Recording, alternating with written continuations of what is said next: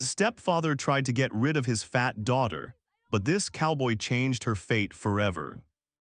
He threw her out before sunrise like she was something shameful he needed gone before anyone could see. But what he didn't know was that the girl he tried to erase would become the reason his entire world burned down. Myra stood in the cold dirt, her belongings dumped like trash, her name already ruined by lies she never spoke. Within hours, she was handed off to a silent cowboy and taken deep into the mountains, far from town, far from help, and straight into a house hiding something far more dangerous than her past. Because the man who destroyed her life wasn't done yet, and the truth he buried was already bleeding back to the surface. The first thing Myra saw when she opened the door was her own blanket lying in the dirt. It was still dark enough that the yard looked colorless. The blanket had landed beside the wash barrel, damp from the night air. Her trunk sat on its side near the fence. One latch had broken loose. Her spare dress was half hanging out. A comb her mother had once used lay in the mud with two teeth snapped off. Vern Doss stood behind her in his shirt sleeves. He did not look angry. That would have been easier to bear. He looked tired and impatient, as if this was work he wanted done before daylight put questions to it. "Pick it up," he said. Myra stared at the trunk. Her hands felt numb, but not from the cold alone. Only hours earlier she had still had a room, a bed, and a place in the house, however small and mean it had become. Now those things had been moved outside ahead of her, as if her body had only been the last piece left to remove. "Vern," she said quietly, "where am I meant to go?" He rubbed a hand down his jaw and looked past her shoulder. "You should have thought on that before you brought this on us." Myra did not answer. She had learned years ago that a lie repeated by a man withstanding weighed more in a room than any truth spoken by a woman without it. Still, the words found their way up. "I did not bring him to me." Vern's face tightened. "Do not start." From somewhere beyond the front fence came the soft stamp of a horse. Myra turned. Through the dark she saw the shape of a rider waiting by the gate, still as a post. She could not make out the face, but she knew at once what the horse meant. This was not some family quarrel that had risen hot in the night. This had been arranged. Her removal was being watched. A sharp shame moved through her, not loud but deep. She bent to pick up the comb from the dirt. She wiped it on her skirt and placed it inside the open trunk. Her fingers shook only once. Inside the house, a chair scraped and then went still. Vern's wife remained out of sight in the kitchen. A pan touched iron. No one said her name. Myra knelt beside the trunk and began folding what had spilled out.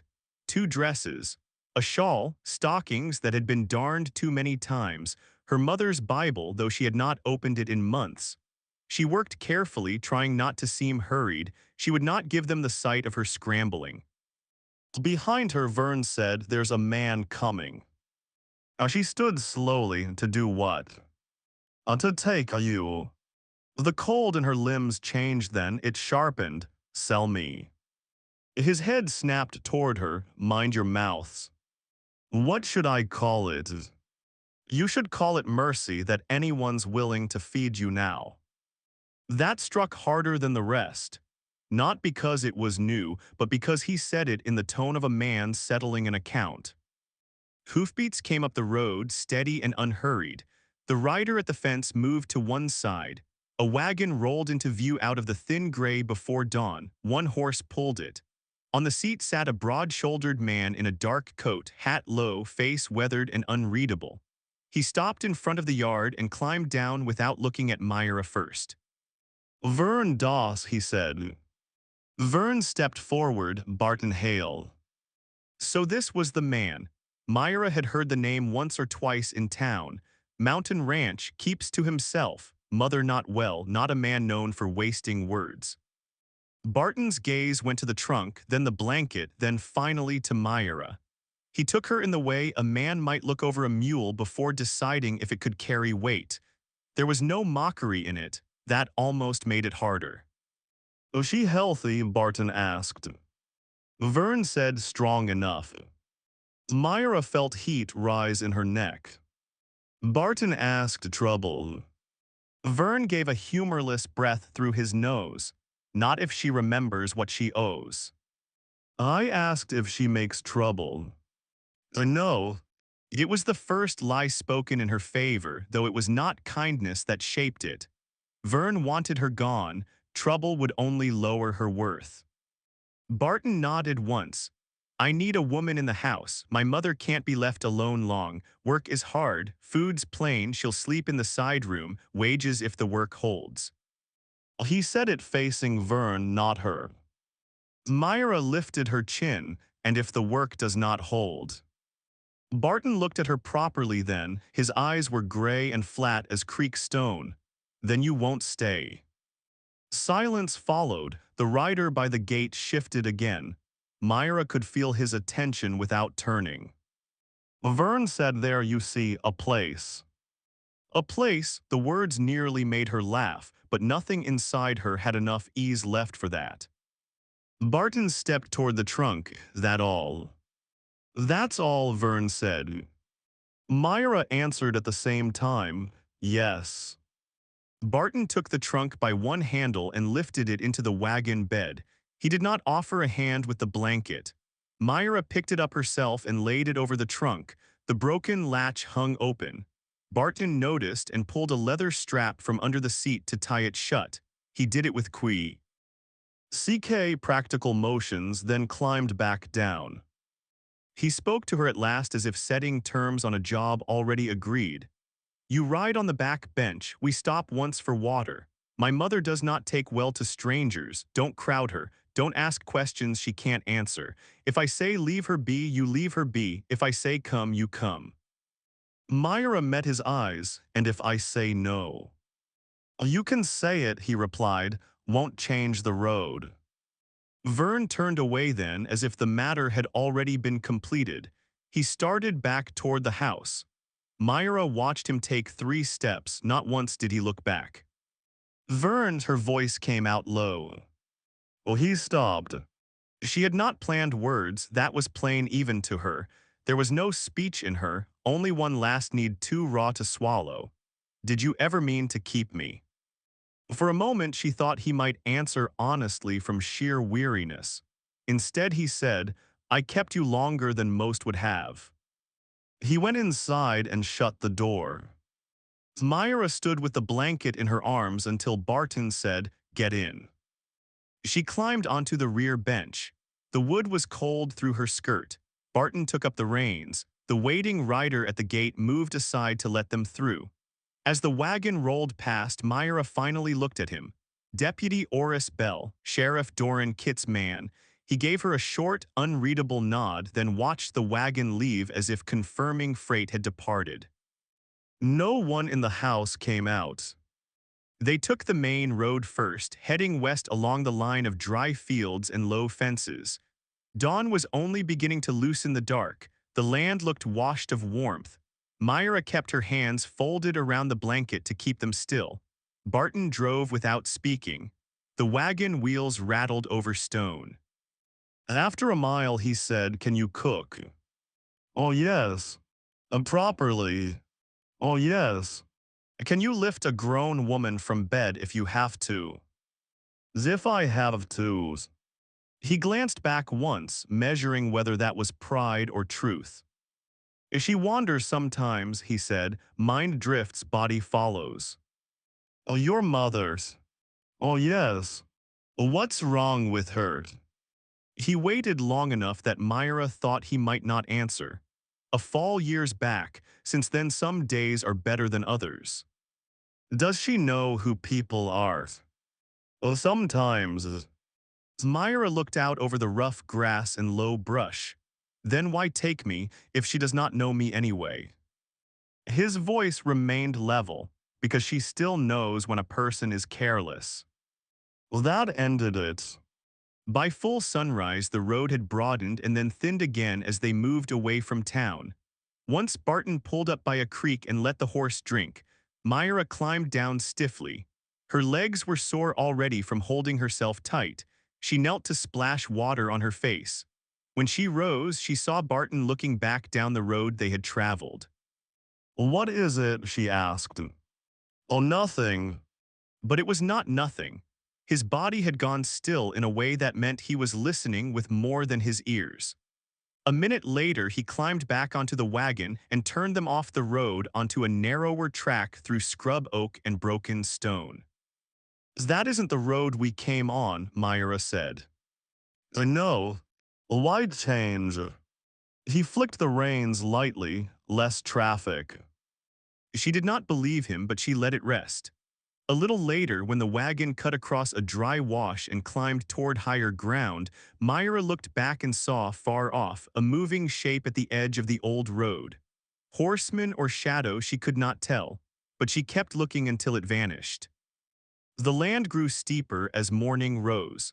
The plains opened behind them and the mountains ahead turned from blue shadow to brown and iron.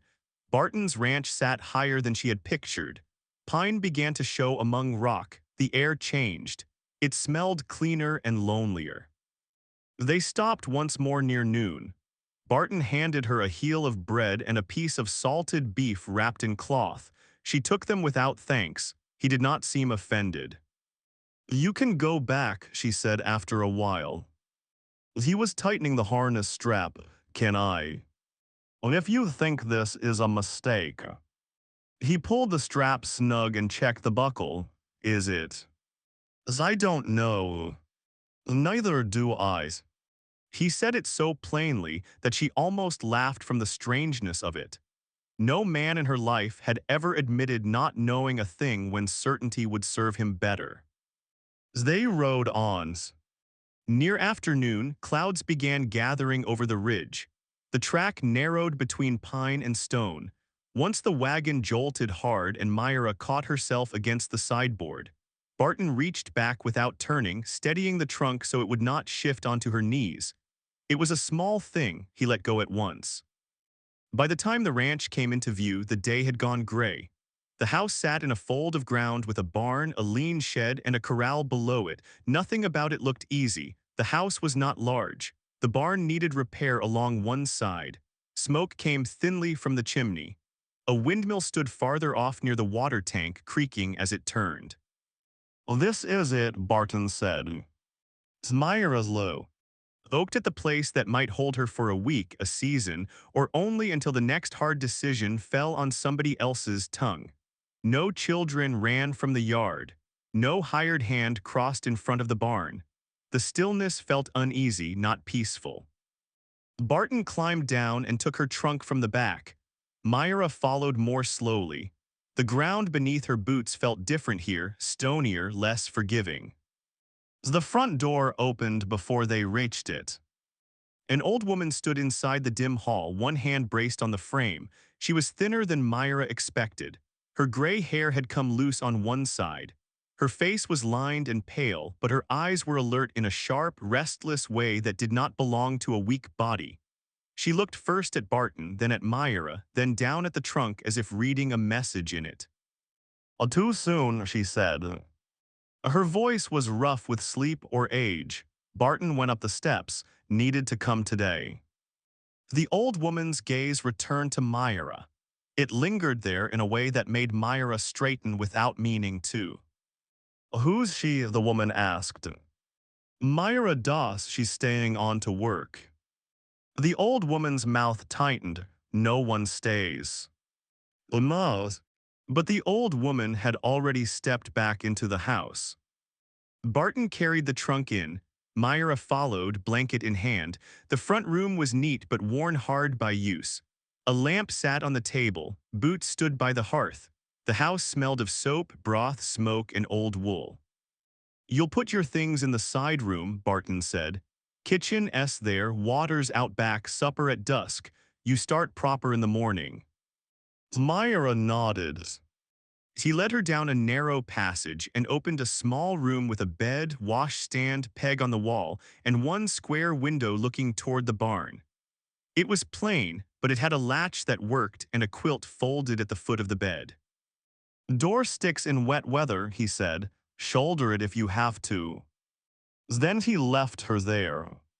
Myra set down the blanket and stood very still in the middle of the room. Her whole body hurt now that it had a place to notice itself.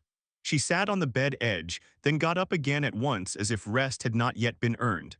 From the window, she could see the barn roof, the corral, and the dirt track winding down toward the lower pass. There, in the soft ground beside the side of the house, were hoof marks. Not the wagon horse, not old marks either. These were fresher, sharper at the edges, as if some rider had come near the house not long before Barton brought her in.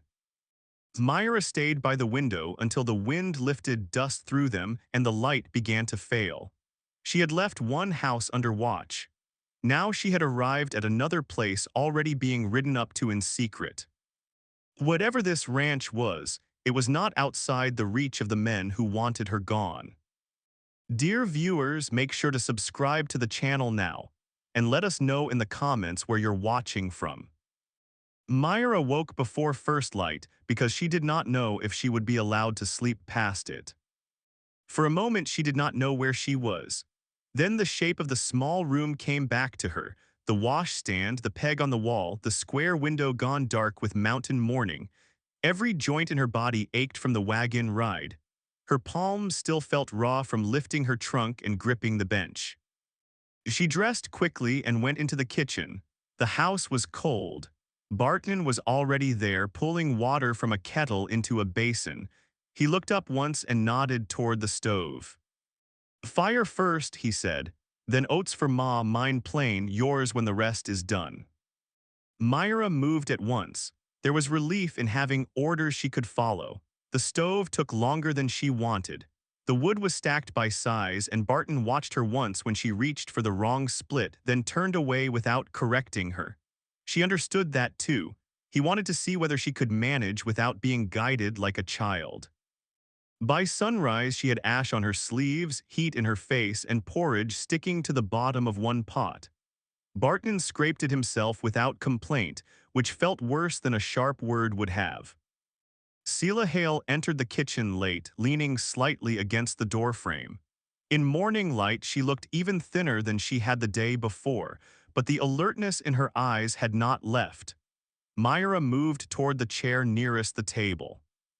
Selah stopped her with one flat look. "I know how to sit." Myra stepped aside at once. "Yes, ma'am." Selah lowered herself slowly, both hands gripping the chair arms.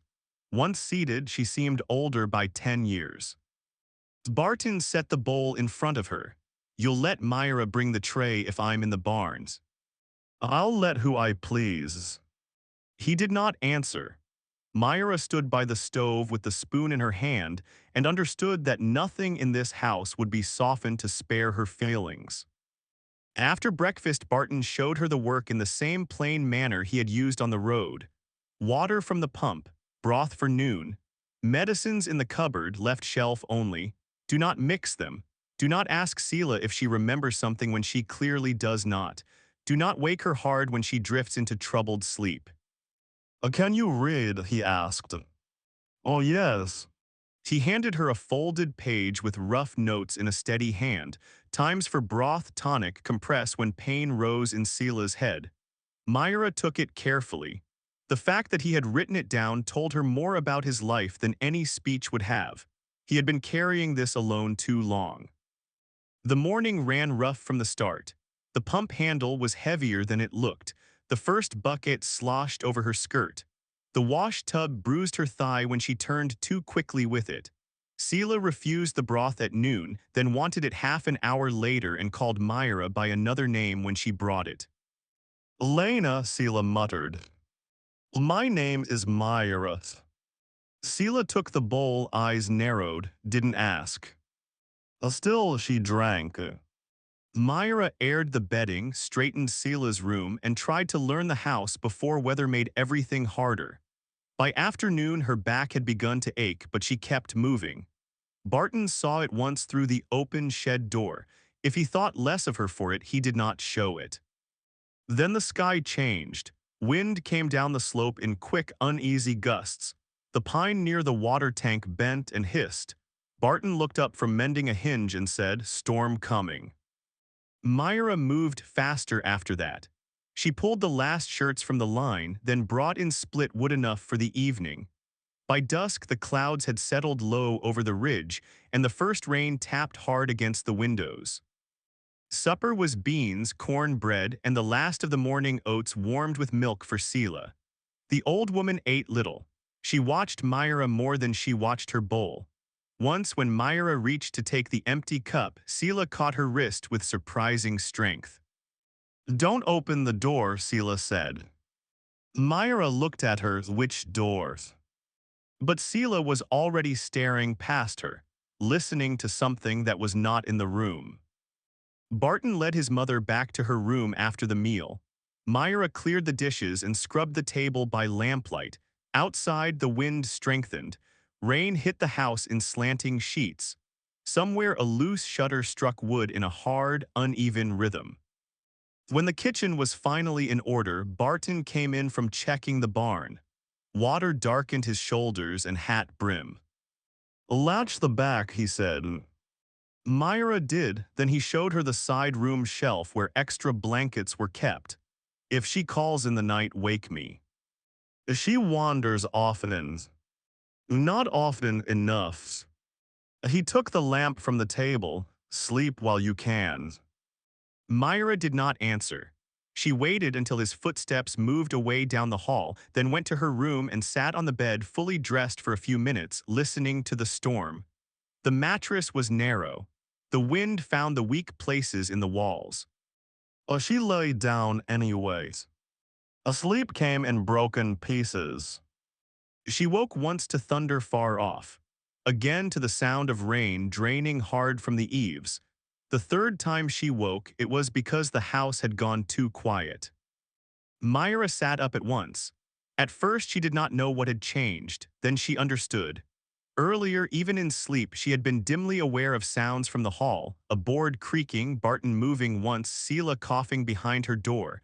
Now there was only the storm. She opened her door and looked into the passage. A pale strip of lightning flashed through the front room window and was gone. Then she saw Seela's door standing open. Myra crossed the hall barefoot. The bed was empty. The blanket had fallen to the floor. The window above the washstand stood raised by an inch, enough to let in a line of cold rain. "Mrs. Hale." No answer.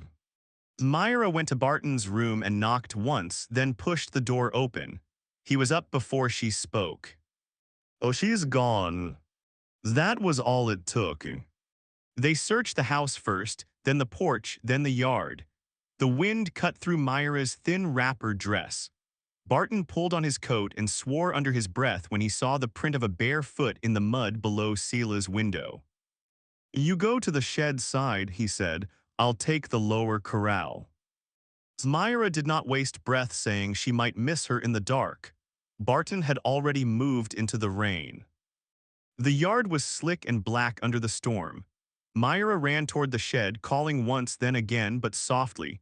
Seela had the look of a woman who might startle deeper into danger if hunted too roughly. Rain struck Myra's face. Mud pulled at her heels. She checked the shed, the space behind the water barrel, the lean side of the barn, nothing. Then she saw, beyond the last fence post, a faint movement near the slope where the ground fell toward the creek. Myra went after it. The way down was rougher than it had looked in daylight.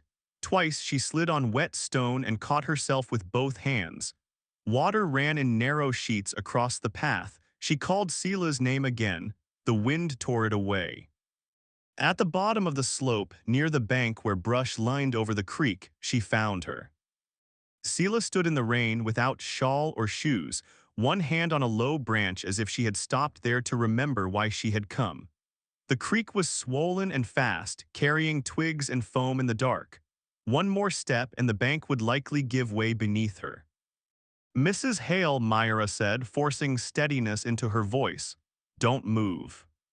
Seela turned sharply. Her face was white with rain. Her eyes were open too wide. "He's here," she whispered. "I know. He came blooding." Myra moved closer, slow as she could. "You're cold. Let me take you back." Seela shook her head like a frightened child. "Can't let him in." "There's no one here." But Sela was not seeing the creek. She was seeing something else, some other night, some other fear. A rush of water tore part of the bank loose 2 feet from where she stood. Sela gasped and swayed. Myra lunged. She caught the old woman under the arms just as the ground slid. Both of them went down to one knee in mud. Pain shot up Myra's thigh. Sela fought her blindly at first, small and fierce. Leave me, as I won't. Myra wrapped both arms around her and used her own weight to pull them sideways, away from the crumbling edge. Mud soaked through her dress. Cold water hit her ankles. Sela's body felt light in one way and impossible in another, all bones and panic and dead resistance. Mrs. Hale listened to me. Sela kept shaking, blood on his hand, blood on. Myra went still. The words were almost lost in the rain, but she had heard them. Not imagined, heard. Above them, a lantern light bobbed through the dark. Barton's voice came down the slope. Ma. Here Myra shouted, and her voice broke once on the word. Barton reached them fast, sliding the last few feet. He took Sela from Myra with a care that did not waste motion. You hurt. I can stand. She tried and nearly fell. Barton caught Sela with one arm and offered the other to Myra without looking at her. Myra took it because there was no pride left in that weather. The climb back up felt twice as long. Rain ran down Myra's back and into her boots. Sela muttered all the way pieces of speech that rose and vanished before Myra could make sense of them. Once she said, "Don't tell the sheriff." Once she said, "Needle, hold still." Barton heard too. His jaw tightened, but he said nothing. Inside the house, Barton laid his mother on the bed while Myra lit more lamps with shaking fingers. The room warmed slowly. Myra fetched dry blankets, then hesitated. Sela's dress clung to her skin. Barton turned away at once and said, "I'll get her nightgown, you change her." Myra nodded. It took time. Sela had gone weak after the panic, her limbs heavy and unhelpful. Myra worked with clumsy tenderness, peeling off wet cloth, drying her shoulders and feet, NG on clean sleeves. Her own hands would not stop trembling until she tucked the last blanket around the old woman's legs. Barton returned with hot water and a cup of tonic. Together and without much speech, they got Sela settled back against the pillows. Rain drummed on the roof. The lamp flame shivered. Myra moved to straighten the wet shawl she had dropped on the chair. Sela's hand shot out and gripped her wrist so hard the bones pressed together. The old woman's eyes were suddenly clear. "Alice," she said. The room went still. Myra did not breathe for a beat. Sela held on tighter. He bled on me. Then the clarity passed. Her eyes wandered to the wall, her grip loosened. Barton looked at Myra, then at his mother. What did she say? Myra swallowed Ellis. The name seemed to settle into the room like something brought in on the storm. No one spoke for a moment.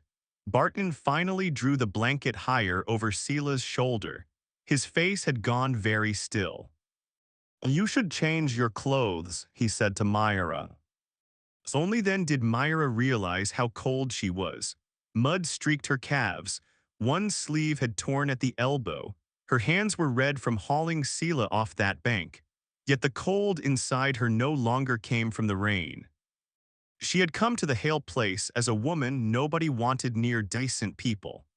On her first night there, the old woman in that bed had spoken the name of the man who ruined her and linked him to blood. Myra left the room, but sleep did not return.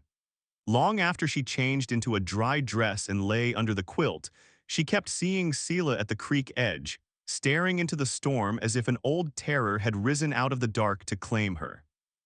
And beneath that memory sat another one now. Zealous blood on his hand.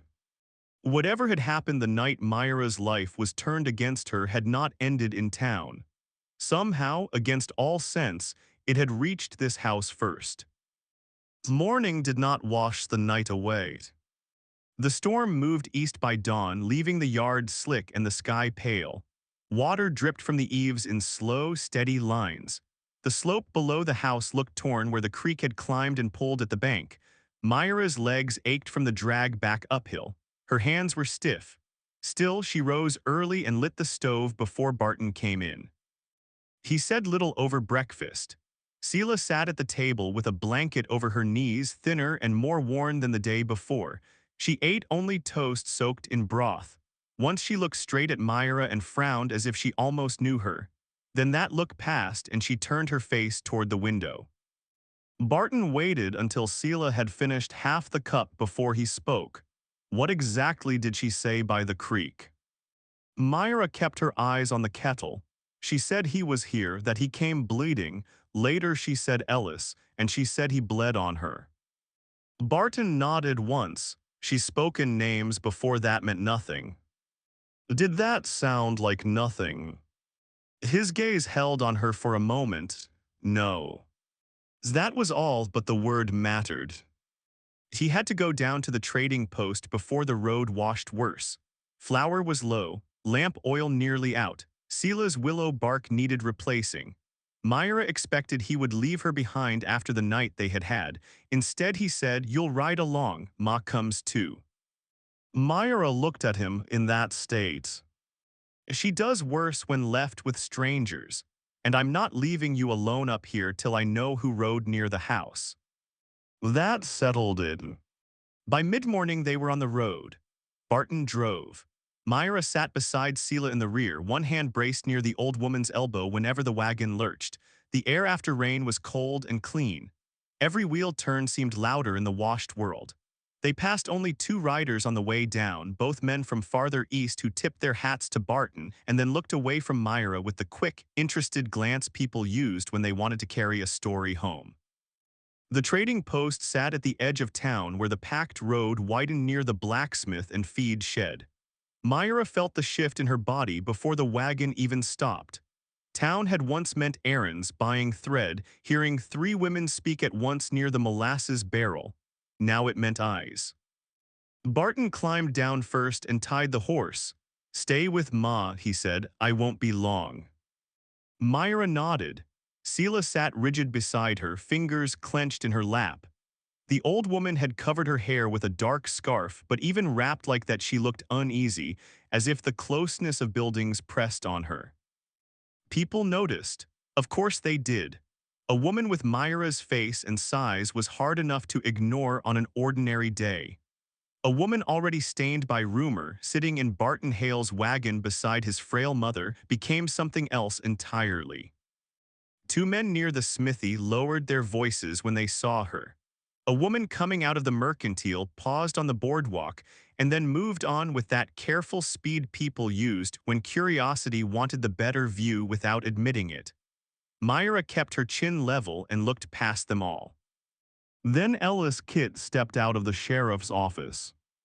He had always worn neatness like armor, clean coat, good boots, hat brim kept just so, the kind of young man people called respectable because others had already agreed to, but the moment he saw the wagon, that polish broke.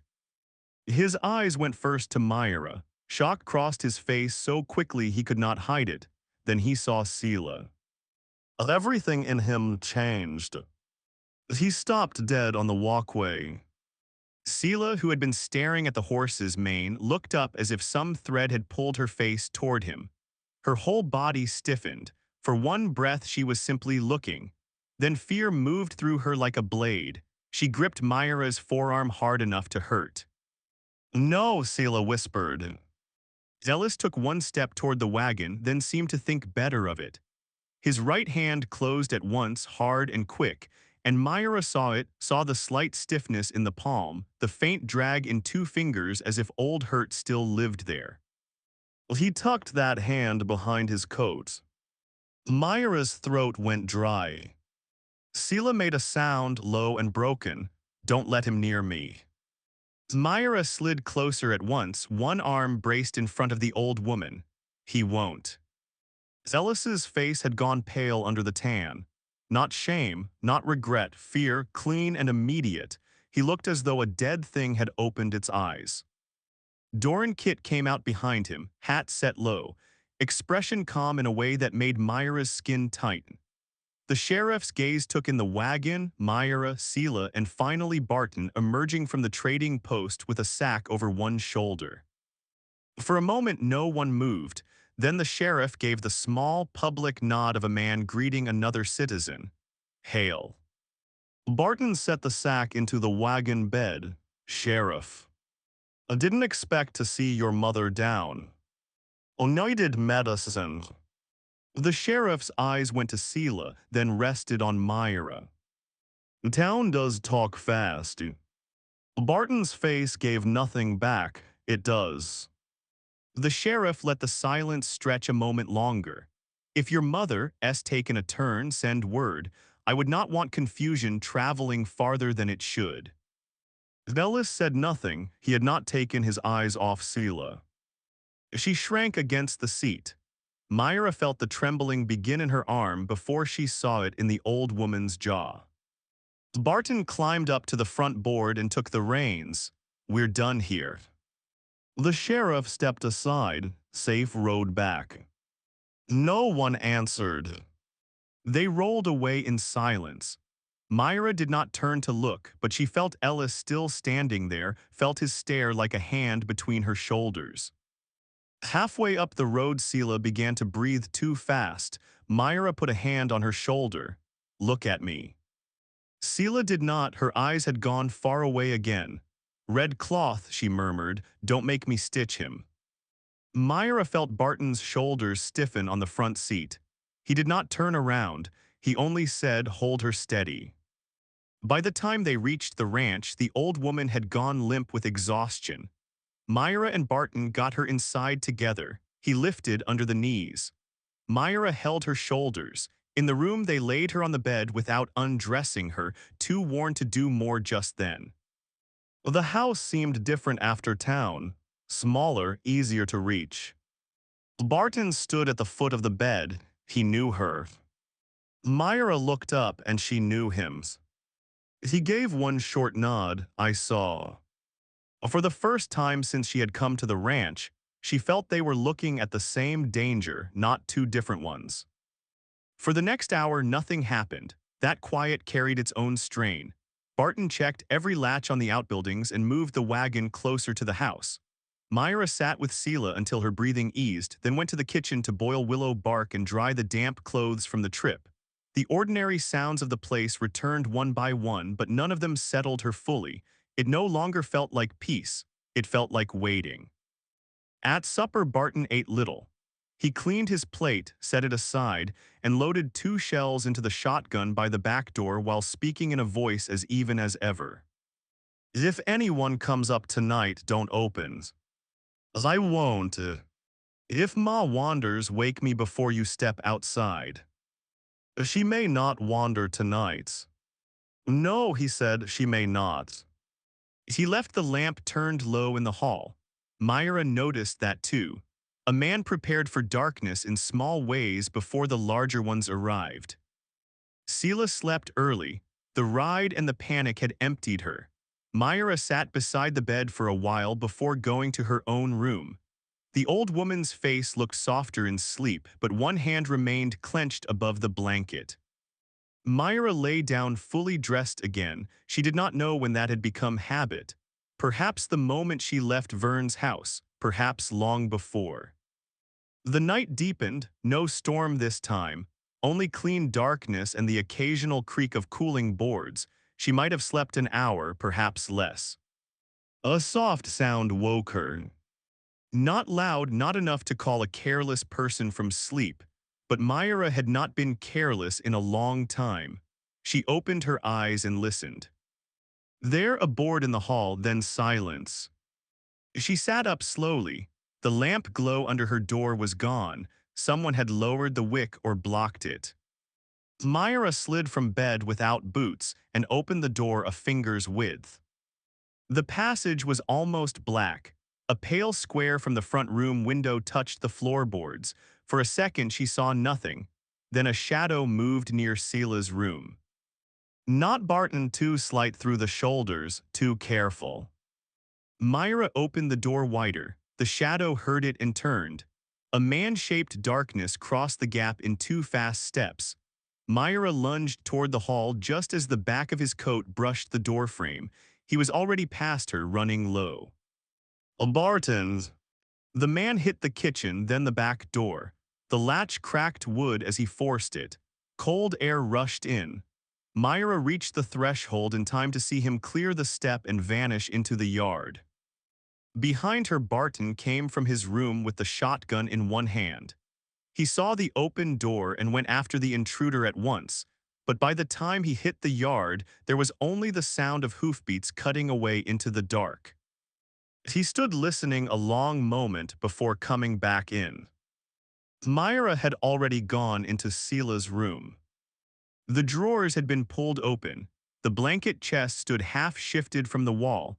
One of the medicine bottles lay broken on the floor. The washstand cup had tipped, spilling stale water across the boards. This had not been common theft. Too little taken, too much searched. Sela was awake in bed, breathing in short, frightened bursts. "No," she whispered when she saw Myra. "No, no, no." "It's all right," Myra said, though it was not. Barton entered behind her and took in the room with one sweep of the eye. He knelt and lifted something from near the window. Lantern. "A cheap tin one, hood dented," he said it. "Aside." Myra stooped near the chest and saw a strip of cloth snagged on the splintered edge of the drawer pull. Dark red, fine wool, better than a ranch hand would wear to night work. Oh, she held it up. Barton's expression hardened. From the bed came a sharp sound. Sela had seen it. The old woman recoiled against the headboard so hard the frame knocked the wall. Her hands began to shake. "Same red," she whispered. "Same night, same red." Myra crossed to her at once. "Mrs. Hale." Sela's eyes were wide and wet, fixed on the cloth. He stood there, door open, hand dripping, same red. Barton looked from his mother to the scrap in Myra's hand. The room felt close and airless. "They searched her room," Myra said, "not mine." He nodded. "I know. They were not looking for money." "I know." Sela began to rock, barely enough to see unless you watched closely. Myra sat on the bed edge and took her hand. It was icy. "No one is touching you tonight." Sela's fingers closed over hers with desperate strength. "He brought the sheriff." Myra looked up sharply. Barton heard it too. For a moment, husbandry, caution, all the quiet routines of his life seemed to give way to something hard and controlled beneath. He crossed to the door and checked the hallway as if expecting more than one intruder. When he came back, he barred the window from inside and set the shotgun against the wall within reach. Then he took the cloth from Myra and folded it once into his pocket. "They know," Myra said. Barton met her eyes. "Yes." The truth of it settled heavily. Ellis had seen Sela in town and panicked. The fear in his face had not been for himself alone. By nightfall, someone had ridden up to search the old woman's room in darkness. The Hale Ranch was no longer merely the place where Myra had been sent because no one else wanted her. It had become the place where another woman's memory made powerful men afraid. Sela finally fell quiet near dawn, not because fear had eased, but because her body could not hold it any longer. Myra stayed in the chair beside the bed until the first gray light came to the window. Barton remained in the doorway much of that time, silent, awake, and armed. Outside, the mountains looked untouched by the night. Inside, nothing felt remote anymore. Morning came hard and thin after the night search. The house had not truly slept. Barton had kept watch until first light. Myra had drifted in the chair beside Sela's bed only once, and even then it had been no real rest, only a few dropped minutes before some small sound snapped her eyes open again. When dawn finally touched the window, everything in the room looked unchanged and yet altered beyond mending. The blanket chest stood where Barton had shoved it back. The broken medicine bottle had been swept away. the floorboards were dry again. But the sense of a hand inside the room remained. Sela sat up late. Her face was pale, her mouth set in a stubborn line that made her seem stronger than she was. She did not ask what had happened in the night. She only looked once at the barred window and once at the closed door, then kept her eyes on the spoon in her bowl. Barton took coffee standing up. "We talk after she eats," he said. Myra understood what he meant. She did not ask for delay. Once Sela was settled in the chair by the front window with a shawl over her shoulders, Barton motioned Myra toward the kitchen. The back door stood open to clean morning air. He had already walked the yard. The mud on his boots showed it. He set the folded scrap of red cloth on the table between them. "Tell me everything," he said. Myra rested both hands on the chair back in front of her. "I already told you what she said." "I mean before that." She looked at the cloth, fine wool. Good coat cloth, not something a farm boy pulled on for chores. Barton waited. He did not press, which somehow made the silence harder. Myra drew in a slow breath. "It was after supper at Vern's. I had gone to the side shed for kindling. We kept some dry there." She stopped. The words had weight, not because she had never said them in her own mind. She had too many nights. But speaking them in a room where someone might believe them made them feel newly dangerous. "He followed me in," she said, "Ellis." Barton's face did not change, but his eyes stayed fixed on hers. He shut the door behind him. I told him to move. He laughed first, like it was some game. Then he said a girl in my place ought to be grateful if any man looked twice. A flush of old shame moved through her, hot and bitter. She hated that even now, after all that had happened, her body still remembered the humiliation before it remembered the fear. "He had been drinking," Barton asked. "Some not so much he could not plan. That seemed to matter to him. He said if I kept quiet and minded him, no one would hear a word against me. Then when I tried to get past, he caught my arm." Barton's hand closed once on the edge of the table. "Did he throw you?" "No, I shoved him." He grabbed again. There was a lantern hook on the wall. My hand struck it, then his. She swallowed. "He came at me too fast. We hit the grain bin, something broke, glass maybe. I do not know what cut him. I only know his hand opened. Here." She touched the center of her own palm. He cursed and let go. There was blood at once, a great deal of it. Barton said nothing. I ran out. He shouted after me that if I said a word, no one would believe a woman like me over him. Before midnight, the talk had already started. Her mouth tightened. By morning, the sheriff had decided what I was. And Vern's. Vern decided what was easiest. The room fell still, except for the faint clink of spoon against bowl from the front room. Barton's voice stayed level. "You never saw Ellis after that night." "Not close, only in town from a distance. He looked through me if others were there, as if he had already won." Barton glanced toward the front room. "And now my mother says he bled on her." Myra nodded. He picked up the red cloth, unfolded it once, then set it down again.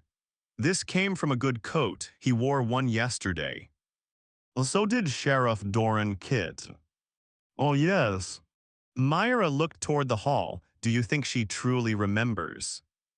"I think she remembers enough to frighten them." That was answer enough. Barton turned to the shelf above the stove where he had begun laying out the disturbed things from Sela's room. The dented lantern, the drawer handle loosened in the search, the emptied bottle, a half-print in dried mud on a square of old sacking he had carried in from beneath the window.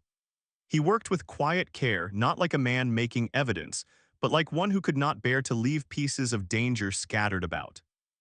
He spent the next hour checking every latch again. Myra cleaned the kitchen, then carried fresh water to Sela's room. The old woman sat by the window with her hands folded over the shawl.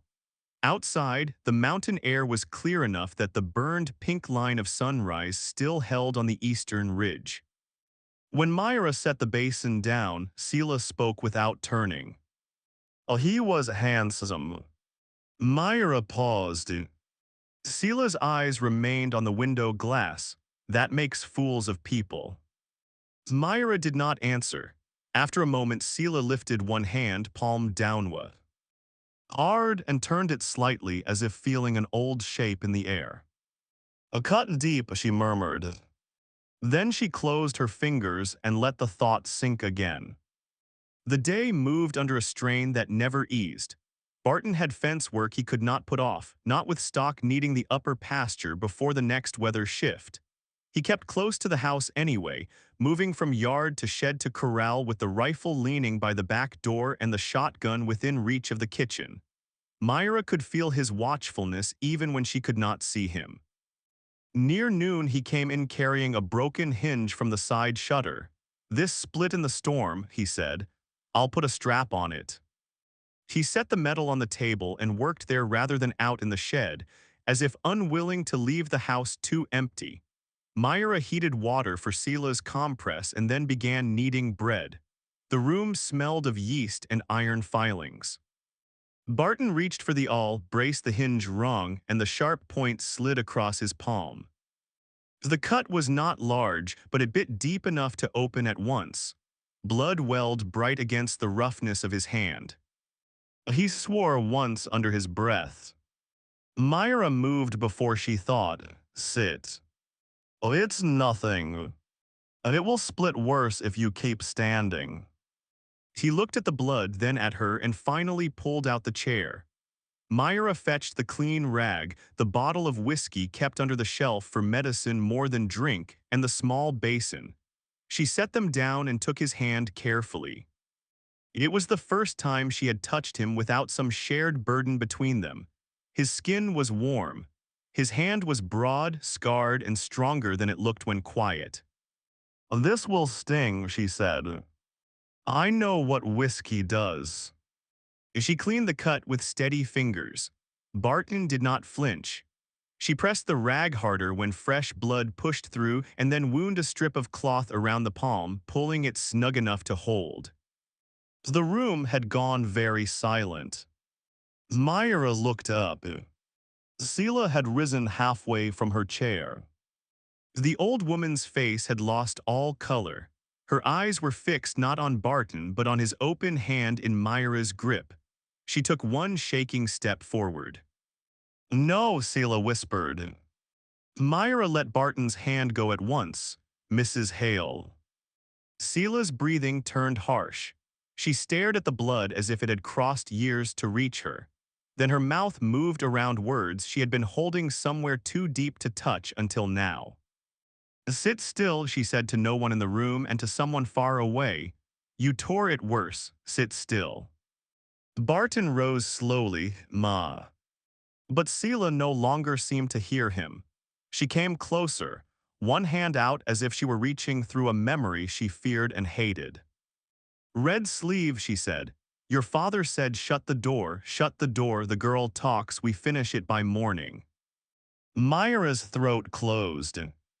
Sela's eyes shifted, seeing some old room overlaid on the kitchen. "He would not keep still. Blood all over my bowl, told me not to ask, told me not to ask." Her hand started to shake. She looked at Myra suddenly, sharply, like a person coming up out of deep water. "You were crying." Myra could not speak. Barton stepped between the table and his mother, not to stop her but to steady her if she fell. "Ma, look at me." Sela turned to him. Confusion broke across her face, then pain. "It was him," she said, and now the words were plain. "Sheriff brought him to me, said the Doss girl tempted him, said stitch the hand and keep quiet."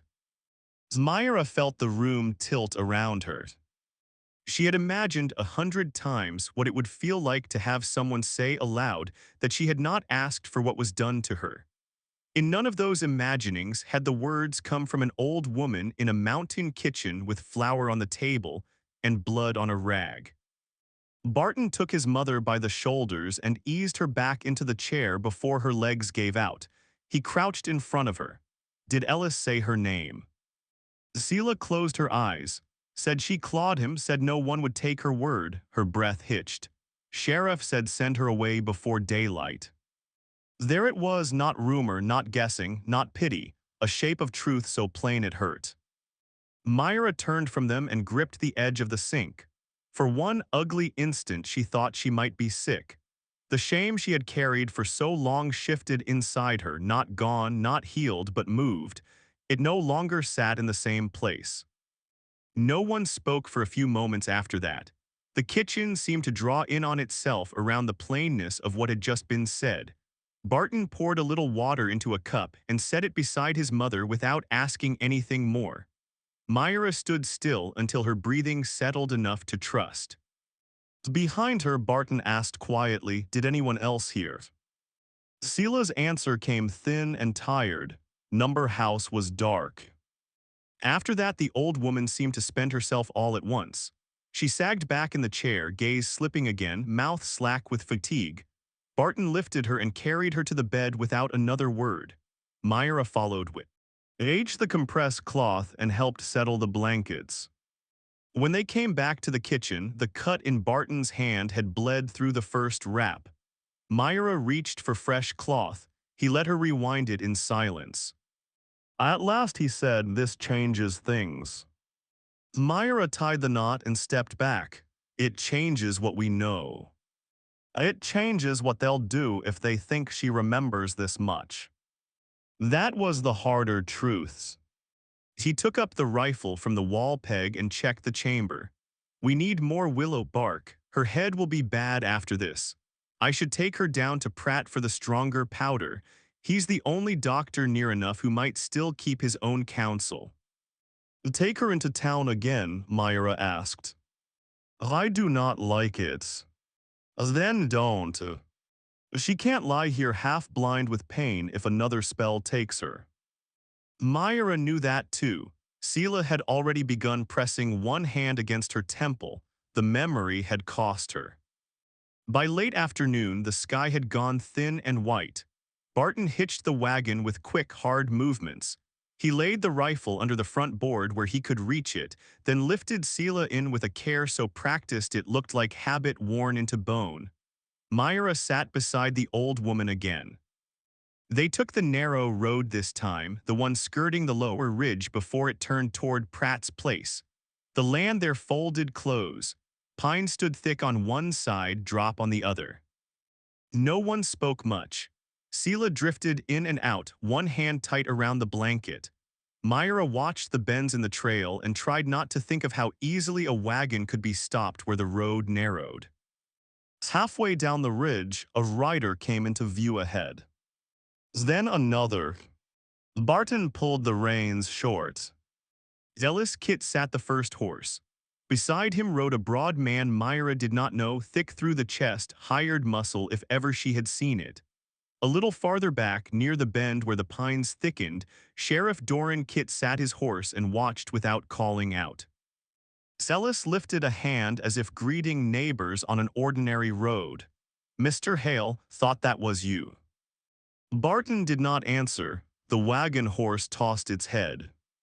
Zealous rode closer, smiling with only part of his face. "Sheriff heard your mother was well. We can help get her down to town." Myra felt Sela stiffen beside her. "We don't need help," Barton said. Ellis's eyes flicked to Myra. The smile thinned. "Might be best if Mrs. Hale came with us." The hired man eased his horse farther out, narrowing the road more. Ellis leaned slightly in the saddle. "Sheriff would want to hear if she's taken a turn in her mind." Sela made a strangled sound. Myra put an arm across her. "Don't come closer." Ellis looked at Myra's arm as if amused by it, but the amusement did not reach his eyes. "You should step aside. This does not concern you." "Well, it concerns me enough," she said. Ellis's face hardened. "Do not test me." The hired man moved his horse one step more.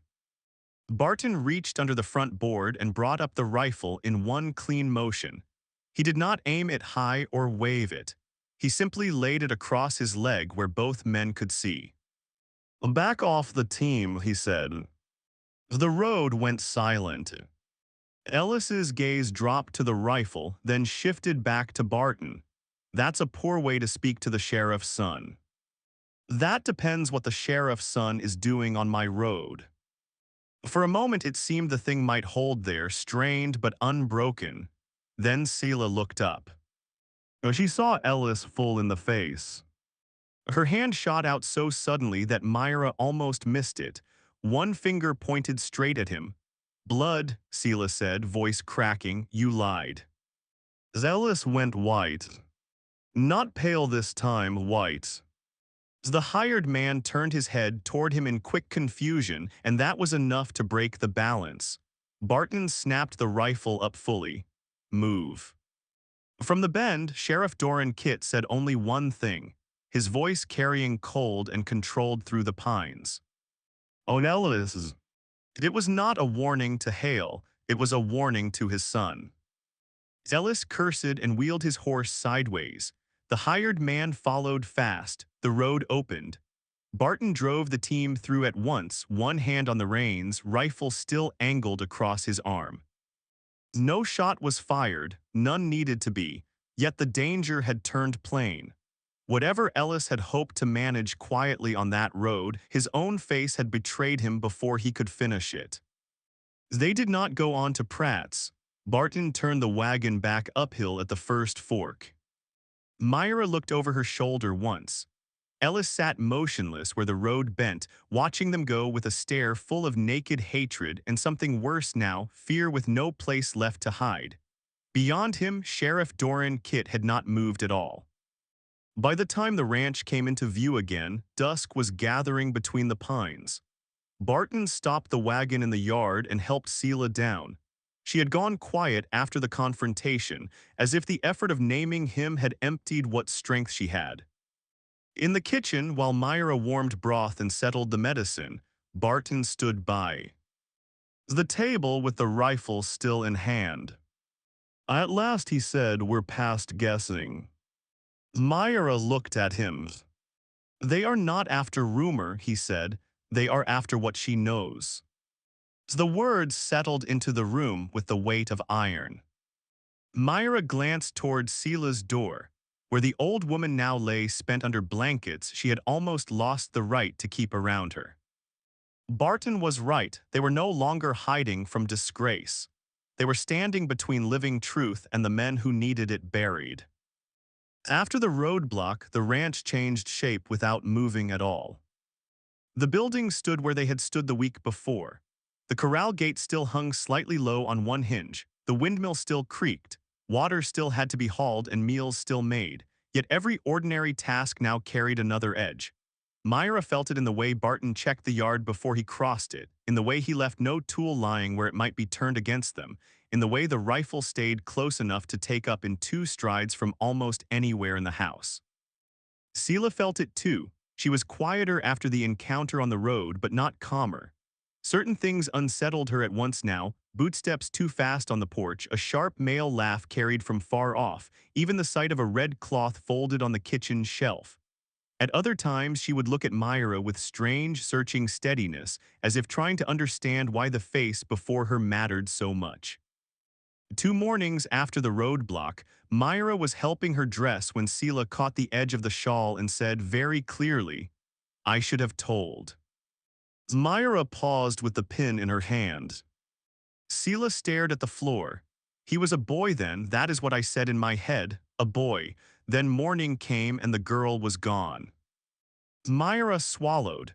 The pin bit lightly into her thumb, but she did not feel it until later. "Oh, you were frightened," she said. Selah shook her head once. "I was weak." Myra did not answer that. There was too much truth and too much unfairness tangled together in it. By then the work of the house had begun to settle into her body. She knew which board in the passage sighed under a footstep and which one cracked. She knew Selah took broth better from a blue bowl than from the white cracked one. She knew the old woman woke easier if the curtains were already open a finger's width. She knew Barton drank coffee black in the morning and forgot supper entirely if stock worried him. He never praised her for any of it. That made the changes easier to trust. He simply stopped explaining certain tasks and assumed they would be done. He left the medicine shelf to her without checking twice. He came in at noon one day with mud to the knee and said only, "Ma eat." When Myra said yes, that was enough. Another evening, he set a sack of flour by the door and added, "Store the salt higher, damps climbing the wall." It was the sort of thing a man said to someone already carrying part of the house with him. The dependence built quietly the way water cuts stone. By the end of that week, Myra could feel it in the rooms themselves. If she left the stove untended, the day bent wrong. If she stayed too long in the yard, Seela called for her, not Barton, not with affection, with need. That should have comforted her. Instead, it deepened the fear. Need gave an enemy a clearer target. Barton began sleeping in the chair outside Seela's door on some nights.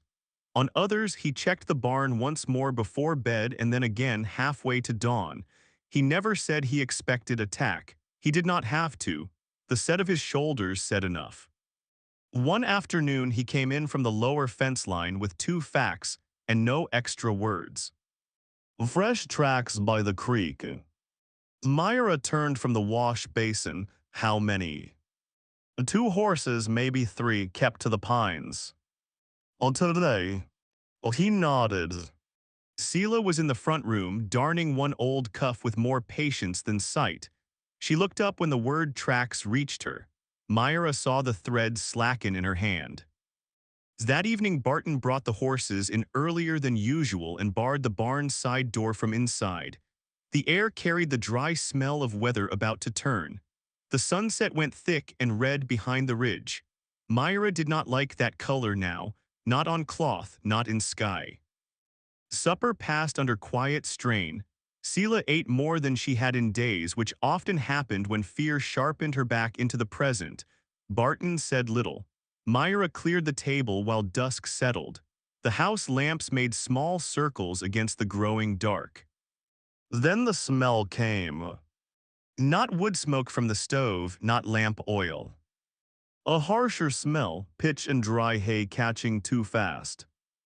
Barton was on his feet before Myra spoke. He crossed the front room in 3 strides and opened the door. Orange light struck the yard. The barn, he said. He was already moving. Myra ran to the porch behind him and saw the west side of the barn lit from within, flames climbing the outer wall where stacked hay should not have caught so quickly unless someone had helped it. Smoke rolled black under the eaves. The horses inside were already pounding the stalls in terror. Barton shouted, "Get water to the trough, then stay back." He went straight for the barn doors. Myra flew to the pump on instinct, grabbing the nearest bucket, though part of her already knew a bucket would not master that kind of fire. She pumped once, twice, sloshing water, and then heard it above the horses, above the crackling timber, above the pounding in her own ears.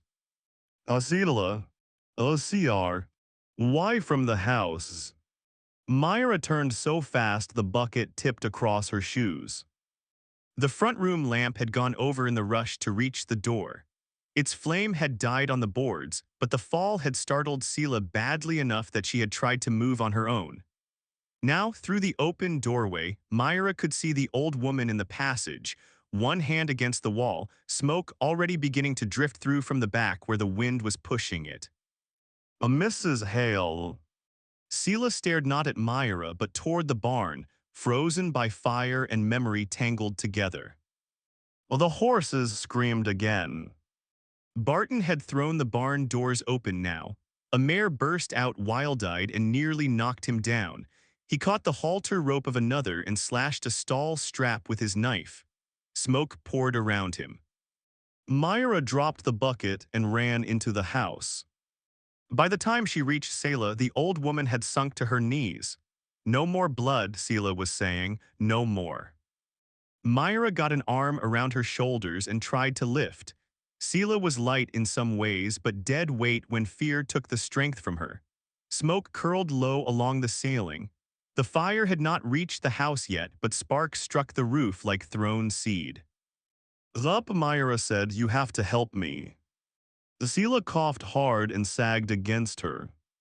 Myra braced, hauled, and got her upright one painful inch at a time. They staggered toward the front door. Halfway there, a crash came from outside, and the hallway darkened with a gust of smoke driven under the eaves. Myra bent, dragging Sela lower to find cleaner air. On the porch, the wind hit them full. Myra got Sela onto the packed dirt and turned back at once for the quilt chest just inside the passage. If the house caught, they would need blankets before the night cold did its own killing. She snatched two from the chest and nearly ran into the porch post on the way back out. Barton was driving the last horse clear of the barn by then. Flames had climbed into the loft. There would be no saving the structure. He saw Sela on the ground and Myra beside her and changed course at once. "Oh, she breathed," he shouted. "Oh, she's alive." He threw one quilt around Sela and took two fast steps toward the burning barn again, then stopped. Something in the yard beyond the light had caught his eye. Myra saw it too. Riders. Not close enough for faces at first, just dark shapes at the edge of the glow where the track bent toward the pines. Watching. Barton snatched the rifle from where he had leaned it against the porch rail and fired once above them, not to hit, but to break the calm of their watching. One horse reared. The shapes turned. In that instant, the fire lit one face clear enough. Vern Doss. No mistake, not a guess of posture or build. His face turned half toward the flames, eyes narrowed against the glare. He had one hand on another man's bridle as if steadying it for a quick turn. Farther back, beyond the first line of riders, another horse stood almost motionless. The man on it wore a sheriff's hat. Sheriff Doran Kit did not come closer. He only watched once through the firelight and then drew his horse back toward the dark. Myra went cold through all the heat. "Vern," she said, though no one heard it. The riders wheeled and ran for the trees. Barton fired a second shot low closer, but the dark and smoke swallowed them. He did not chase. The horses still loose in the yard made pursuit impossible, and the house mattered more. He came back at once, face blackened with soot and crouched by Sela. "Ma, look at me." Sela's eyes fluttered. She looked at him, then at Myra, then at the barn. "Burn it down," she whispered. "That's what they do." Myra wrapped the quilt tighter around her. Only then did Barton seem to notice the backs of Myra's hands. The skin across her knuckles and fingers had reddened where she had caught the hot chest lid and shoved through the smoke. "Oh, you burned?" he asked. "Oh, it's nothing." He looked at her once as if measuring that answer the way he measured everything else. Then he said inside, "Now." The house had held for the moment. They spent the next hour beating sparks from the porch roof, throwing what water they could at the grass near the house, and getting the terrified horses penned again in the lower lot away from the burning structure. The barn itself was lost well before midnight. It collapsed inward with a roar and shower of sparks. The smell of wet ash and blackened hay settled over everything. Only when the flames had dropped to a dull red shell did Barton let himself stop moving. Myra sat Sela in the kitchen chair with the quilt still around her shoulders and a cup of water untouched in her hands. The old woman had gone beyond speaking much. Every so often her eyes would shift toward the dark window and then back to Myra's face as if checking that one fixed thing remained. Barton came in last. His shirt was scorched at one cuff. A cut showed red at the edge of his hairline where some falling board or latch mews. Tea have struck him. He set the rifle by the wall and washed his hands in silence. The water in the basin turned gray. Myra stood by the stove, too tired to feel her legs properly.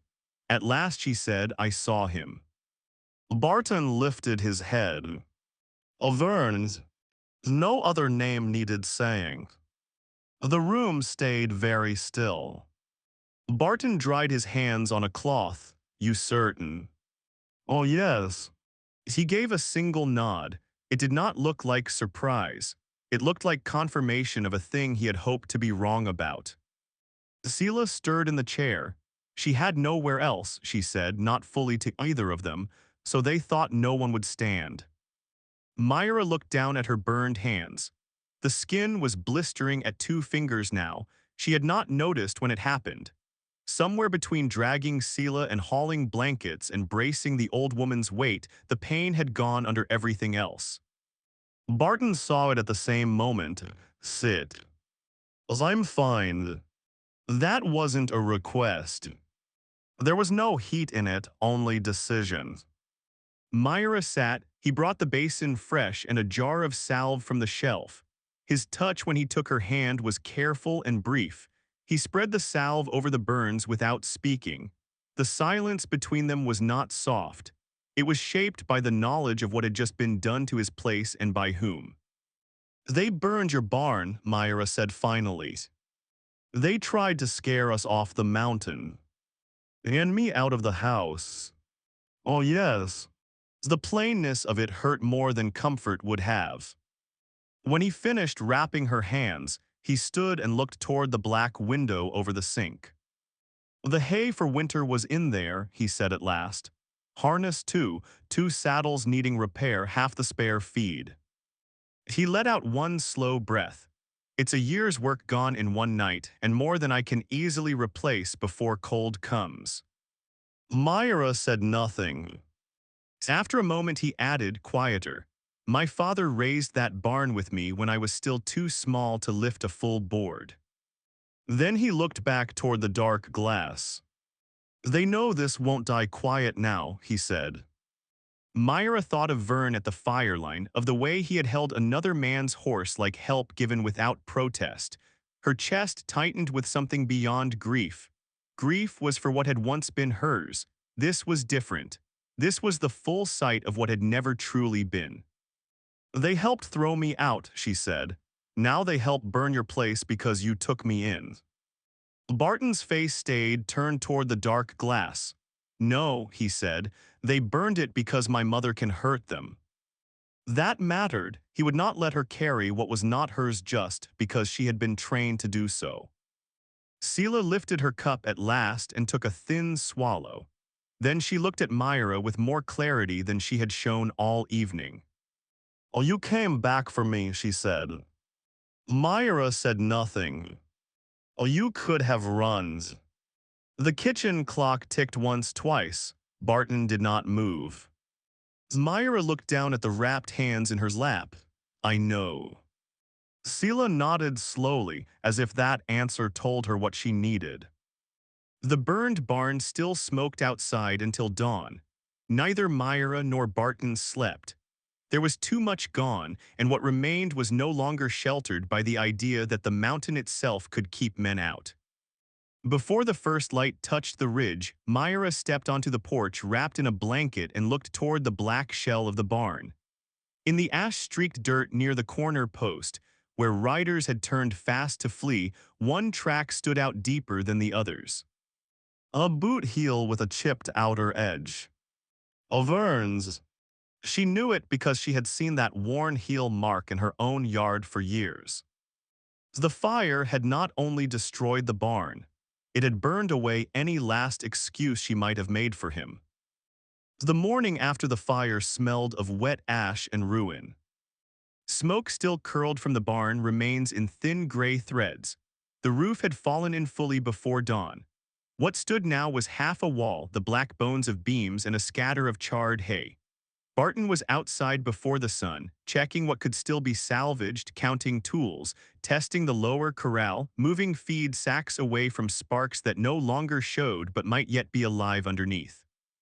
Myra rose sore and heavy. Every part of her body complained at once now that the worst of the danger had passed. Her hands throbbed under the wrappings. Her shoulders ached from dragging Sela.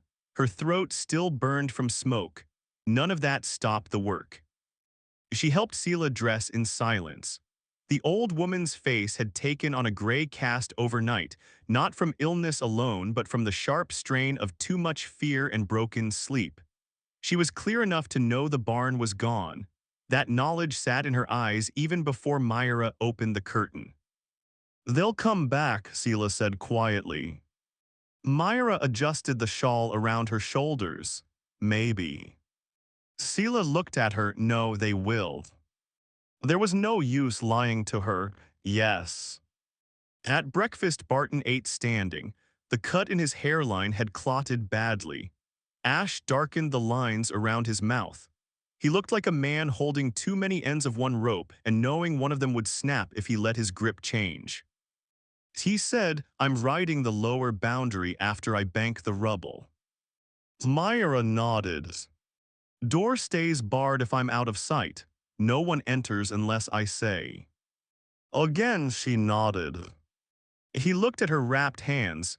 Leave the wash, I'll do the pump runs. You'll do neither if you fall asleep over a bucket, she replied before she could stop herself. For the first time since the fire, something almost like surprise crossed his face. Then it was gone. I can still lift water, she said. I didn't say you couldn't.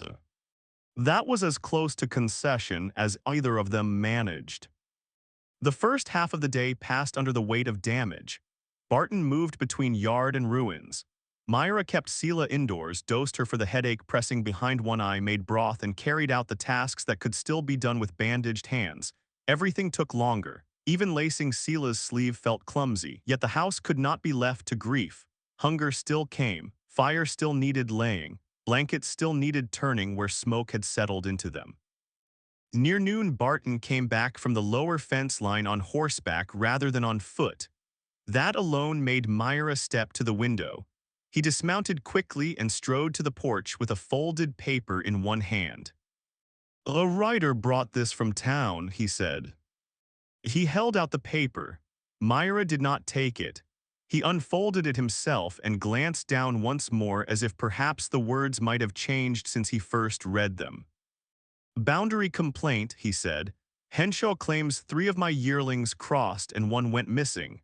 Sheriff Doran Kit wants me down there before sundown. Myra stared today. Oh yes. After the fire, after the roadblock, after the night intrusion, the shape of it was too clean to miss. Oh, you won't go, she said. His mouth tightened. If I don't, Henshaw swears loss under my brand and Kit ties it up from there. Feed access, water line, grazing turn. I can't leave him that opening. Myra looked toward Sela's room. And what do you call this if not an opening? A trap, he said, one I may still have to walk into. The plainness of it angered her more than if he had argued. He went to the shelf, took down the rifle, checked it, then set it aside in favor of the shotgun. I'll ride hard and return hard.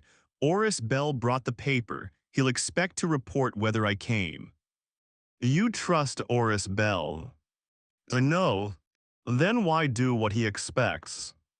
Because if I don't, they stop pretending this is ranch business and come straight through the front door under law. The word law meant little in practice around men like Doran Kit, but it meant enough to make a forced entry look clean. Sela had heard their voices rise. She stood in the passage now, one hand against the wall. He wants the house empty, she said. Barton crossed to her at once. I know. She looked at him with old fear sharpened into something almost fierce. Don't leave her.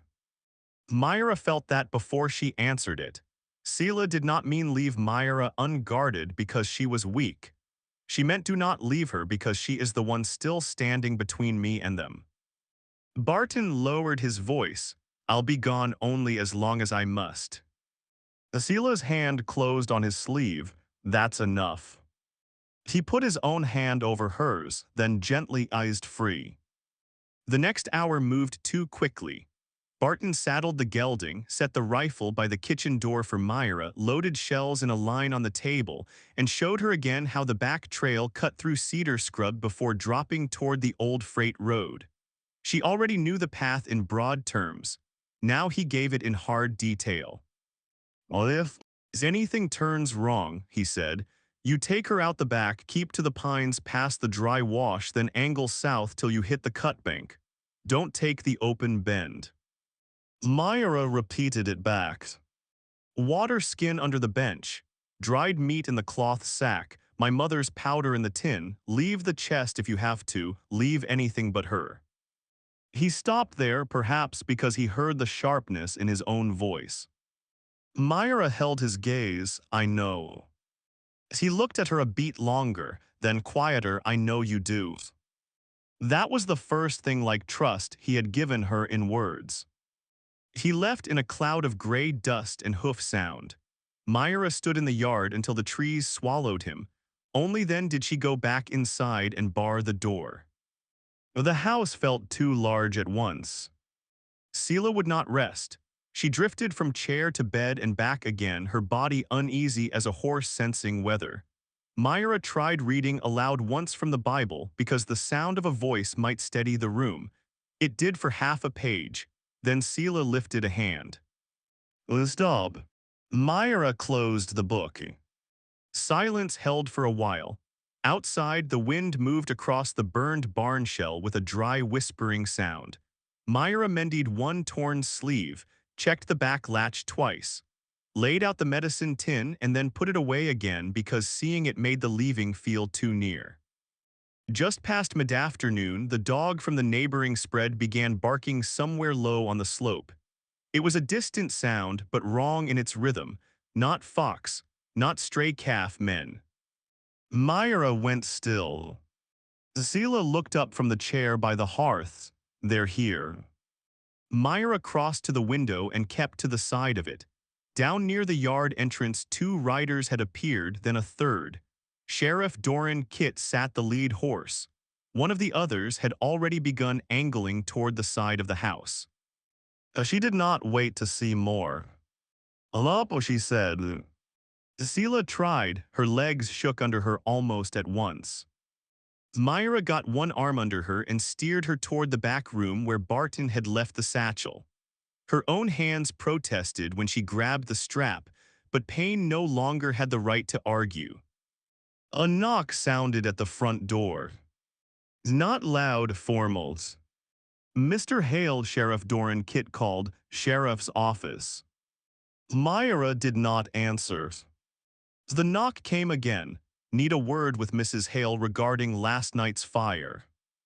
Asila made a low sound in her throat. Myra drew her into the pantry shadow and listened. Mr. Hale, the sheriff called again, smoother now.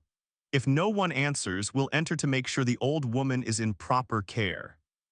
There it was, concern as a blade. Myra snatched up the rifle from beside the kitchen door and thrust the satchel over her shoulder. She wrapped Sela's shawl tighter and shoved the medicine tin inside it. Water skin, dried meat, powder, blanket. She took them in pieces because there was no time for careful packing now. The front latch rattled. Myra moved fast to the back and lifted the bar. Before she opened the door, she looked once at Sela. Can you walk? For a while. Oh, that's enough. They slipped out into the yard behind the house just as a harder blow struck the front door. Myra did not run at once. Running in the open would draw eyes. She bent as if checking something near the woodpile. Sela hunched beside her in the shawl, and they moved along the house wall toward the cedar patch behind the pump. A shout came from the front. Another blow. The latch would not hold long.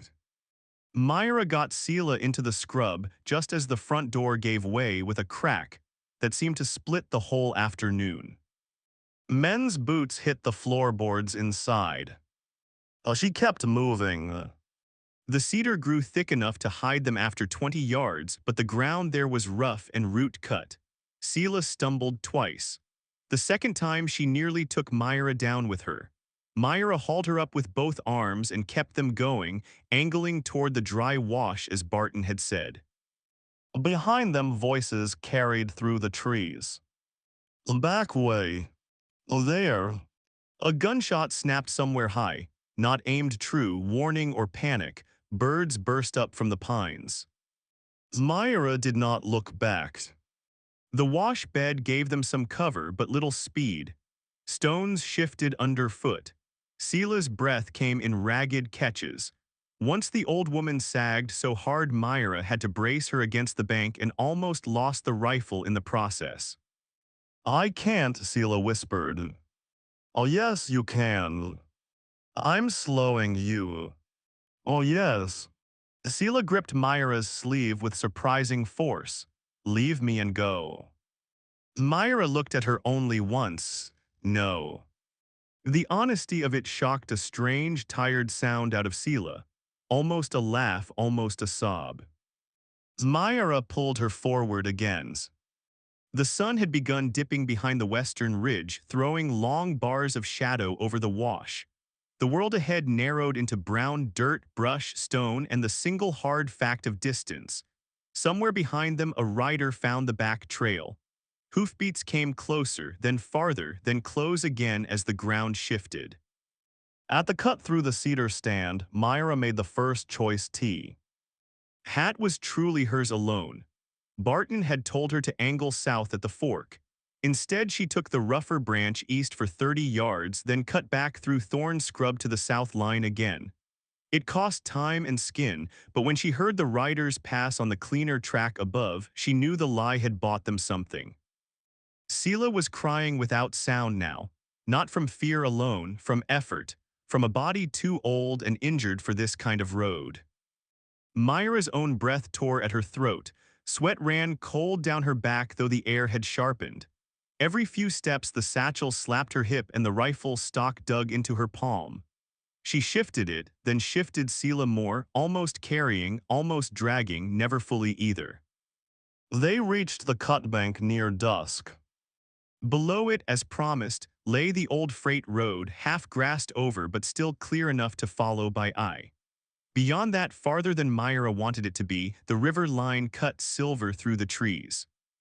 She knew the crossing. Everyone in the upper country did.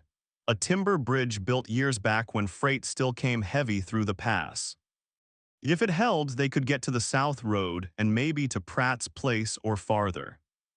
If it did not, a shout broke across the slope behind them. One rider had seen them. Myra pulled Sela down the cutbank in a slide of dirt and loose stone. They hit the freight road hard enough to jar both knees. Myra yanked the older woman up again and pushed forward. The river sounded wrong before they saw it. Too loud, too full. When they broke from the trees, the bridge stood in the failing light with one side rail gone and half the lower supports beaten by floodwater from the earlier storm. The span still crossed. Barely. But planks hung loose near the middle, and water slammed at the pilings hard enough to shake the whole length. Sela stared at it and stopped. Behind them, hoofbeats came sharper now, no longer searching. Myra looked from the bridge to the riders she could not yet see but could already hear, then back to the darkening river. One of them would reach the crossing before full night. And if the bridge failed under Sela's weight, or under both of them, they would not need to be caught at all. The river was louder than the riders. It filled the whole crossing with a heavy, violent sound, hammering the bridge supports and dragging broken brush through the current below. Myra stood with Sela beside the freight road and looked at the swaying bridge as dusk thickened around them. One rail was gone. Two planks near the middle had split or washed loose. Water struck the lower beams hard enough to make the whole span shudder.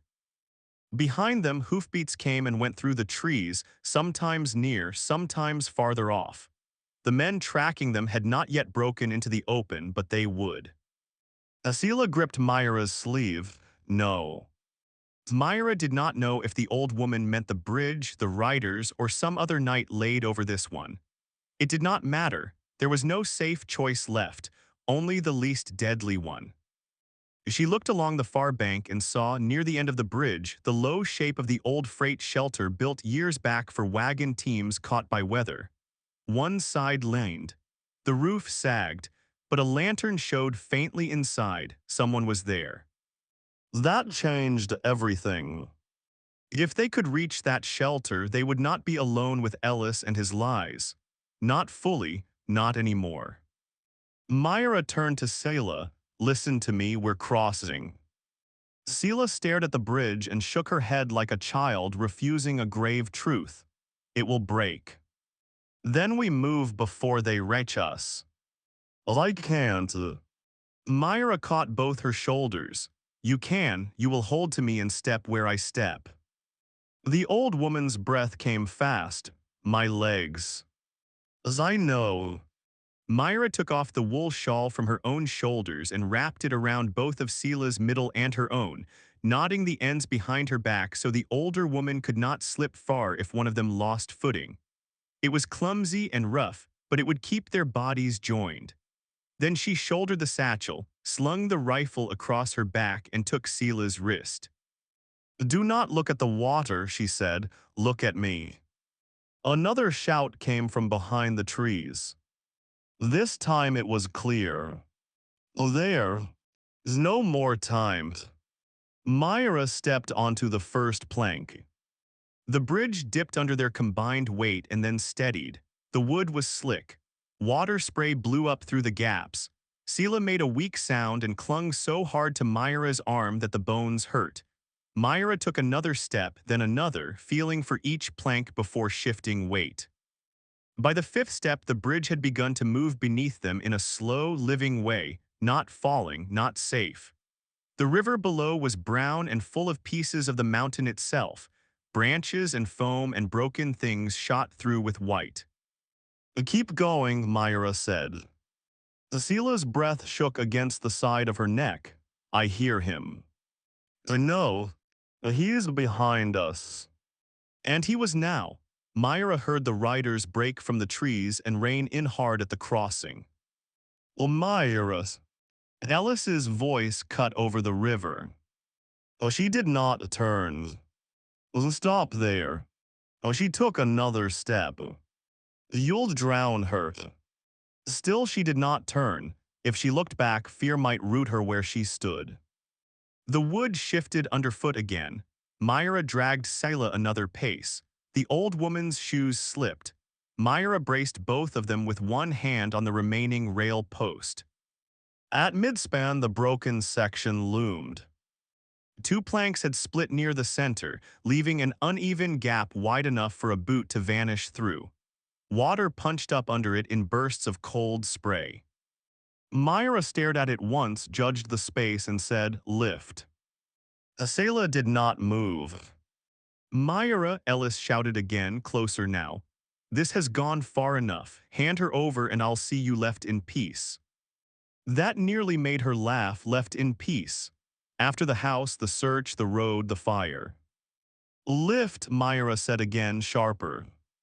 Sela obeyed this time, though barely. Myra hauled her across the gap with all the force left in her shoulders. One foot landed true, the next plunged straight through rotten board. A pain shot up Myra's leg. The bridge lurched. She slammed forward to her elbows, half hanging through the broken plank. The river roared beneath her thigh. For one sick instant, she thought both of them were going over. Sela cried out. Myra bit down on the sound rising in her own throat and shoved up with both hands. The wood edge tore her stocking and scraped skin from her shin. The shawl knot across their middles held. That saved them. She got one knee under herself and dragged them sideways onto firmer planks. On the near bank, one of the riders started onto the bridge. Ellis shouted something fierce and frightened at once. Even he knew too much weight might take the whole thing down. Myra used that moment. She half pulled, half carried Sela the last stretch, stumbling more than walking now. When her boots finally struck mud on the far bank, she nearly fell with relief. But there was no room for relief. The shelter stood 20 yards away, lantern glowing weak behind a warped door. Myra got Sela there one dragging step at a time and hit the door with her shoulder. It opened inward on two startled men and a third figure sitting near the iron stove. All three rose. One was gray-haired, long-faced, and carrying a doctor's bag by the bench. Pratt. Myra had seen him once before at a distance in town. The other two were freight hands by the look of them, one older and broad through the middle, one younger with a broken nose and river mud to the knee. The older man said, "Good Lord." Myra did not waste words. "They're behind us, she's hurt, we nade in." Pratt stepped at once towards Sela, "Get her by the stove." The freight hands moved the bench and helped ease the old woman down. Myra only let go of her when she was sure Sela would not hit the floor. Then the younger man barred the door with a length of chain through the loop and stared toward the window slit. "Riders on the far side," he said. Pratt had already crouched by Sela, fingers at her wrist. "Who's after you?" Myra drew breath in broken pieces. "Ellis Kit, sheriff's son." That changed the room. Not because anyone yet knew the truth, but because the name carried weight enough to make men careful. The older freight hand frowned. What business brings him chasing women across a flood bridge? Myra looked at Sela. The old woman's eyes were shut tight, her face gray with terror and strain. Pratt loosened the shawl at her throat and checked her pupils with a lamp. His hands were skilled and calm. "Oh, she needs rest," he said, "and less fear than she's had." A hard knock slammed the shelter door. No one moved for one beat. Then Ellis called from outside, voice raised but controlled. "Open up. That woman stole my father's witness and fled lawful inquiry." The younger freight hand gave a short, disbelieving breath. "Fled inquiry through a flood." Pratt stood, "No one opens." Another knock harder. "Dr. Pratt, if that's you in there, you'll not want trouble with Sheriff Kit." Pratt glanced once at Myra, at Sela, and then toward the door. "I've had trouble with half this territory. He can wait his turn." That nearly broke something in Myra, not because the words were kind, but because they were steady. Outside, Ellis tried another tone. "The old woman's confused. The girl has filled her head. You know how these things spread." Myra turned toward the door without meaning to. Her whole body had begun to shake now that stopping was no longer allowed. "Sit down," Pratt said. "I can stand. For a minute, then you won't." He was right. Her injured leg had begun to stiffen from the bridge fall.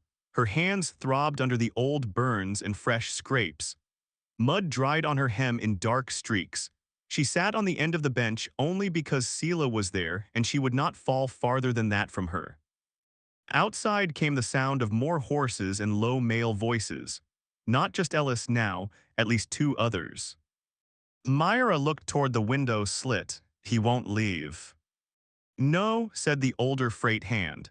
"But he won't rush a barred shelter with witnesses inside unless he's a fool." "He may be worse than a fool," Myra said. The words had barely left her when the first shot hit the wood near the roofline. The younger freight hand flinched. Pratt swore low. Sela cried out and clutched at Myra's skirt. Myra moved in front of her without thought. Ellis shouted, "Last warning." The older freight hand seized his own shotgun from beside the wall. "That's warning enough from him." Pratt stepped to the door but did not unbar it. "Ellis Kit," he called. "There are 4 men in here who will remember what you do next. Ride back while you can still call this panic." Silence answered for a moment except for the river. Then Ellis spoke close to the door. "You don't know what she's told you." "No," Pratt said, "but I know a man shooting into a storm shelter has already said enough." A harsh laugh came from outside, stripped of politeness now. "That girl ruined herself before any of us touched her name." Myra felt the old shame strike and fall away almost in the same beat. It still hurt. It no longer ruled. Sela's fingers dug into the cloth at Myra's waist. "Don't let him take me." "I won't." The younger freight hand took position at the back window slit. "Someone's riding up from the north track." As every head turned. For one terrible second Myra feared it would be more of Ellis's men. Then a single horse broke through the trees, hard and fast, foam on the chest. rider low over the neck. Bartons. He did not head for the shelter. He rode first toward the bridge, saw the men on the near side, and hauled the horse sideways into cover behind a cottonwood rise. Good. He had come with sense, not fury. Outside, the balance shifted. Ellis heard the new horse too. His next words came thinner. "Hail," he called. "This does not concern you if you want to keep what's left of your ranch." From somewhere left of the shelter came Barton's voice, calm and carrying. "You already burned what concerned me." The older freight hand looked once at Myra, understanding more than he had a minute earlier. Another shot cracked his thigh. S1 from outside toward Barton's position. The shelter answered with one from the older freight man through the slit above the bar, not to kill, but to drive the shooters back. The sound rang inside the small room and made Seela flinch hard enough to strike her head against the wall. Pratt cursed and steadied her. "Enough of this," he said. He turned to Myra. "If there's truth here, now is when it stops living only in your fear." Oh, she looked at him. Oh, he said quieter, "Can she speak?" Seela heard, her eyes opened. For the first time since the bridge they were not drifting. They fixed on Myra, then on the barred door. "Oh, he has the same hand," she whispered. Myra took her by the shoulders. "Tell them." Seela's face trembled. "He came to my room that night, late, sheriff with him. Boy was bleeding through his fingers. They said the Doss girl tempted him." Her mouth twisted. "He laughed when he said it, blood all over my good cloth." Pratt crouched closer. "Which hand?" "All right. What kind of a wound?" "Palm torn open, long, deep." Seela lifted her own hand and traced the shape through the air. "I stitched it crosswise because it would not hold straight." He jerked and made it worse. Myra heard movement outside the door. Silence after it, listening silence. Pratt's eyes sharpened. "Could you know that scar again?" Seela looked almost offended by the question. "I made it." Outside, Ellis shouted, voice cracking now, "She's sick in the mind." That did more harm to him than good. A liar spoke like that when truth began slipping. Myra rose and stepped to the door. Her leg nearly buckled, but she locked it straight. "Then why did you follow her into the mountains?" she called through the wood. "Why search her room? Why block the road? Why burn the barn?" No answer came at once. Then Ellis said, lower and uglier, "Because you should have stayed gone." The shelter went dead still. Outside there was a short, ugly pause, as if even he knew he had stepped too far. He had not meant to say it. Everyone inside knew that. The older freight hand muttered, "God help him." Pratt straightened slowly. "That will do." But Ellis, once broken, broke farther. He slammed the door with a fist from outside. "You think anyone believes her over me?" She clawed and kicked like an animal. She tore my hand open. Father cleaned the rest. Myra closed her eyes for one beat. There it was, not polished, not denied cleanly enough to survive other ears. Pratt lifted the bar himself then, but only an inch. The chain held. "Step back from this door," he said, "all of you." Outside came hoof movement, indecision, a man cursing under his breath. Not Ellis this time. One of the others had finally understood that the thing was no longer private. From beyond the shelter on the north side, Barton's voice came again. "Drop your gun, Ellis." Another man barked he should. It sounded like Oris Bell. So the deputy had come after all, perhaps with the others, perhaps behind them. It no longer mattered whose side he imagined himself on. He had heard enough. Ellis shouted something lost in the river noise. Then one final shot rang out. It struck the dirt outside wild. The answer was immediate, not a volley, not chaos, but the sound of a man being hit from his saddle or dragged down in mud. Horses screamed. Men shouted.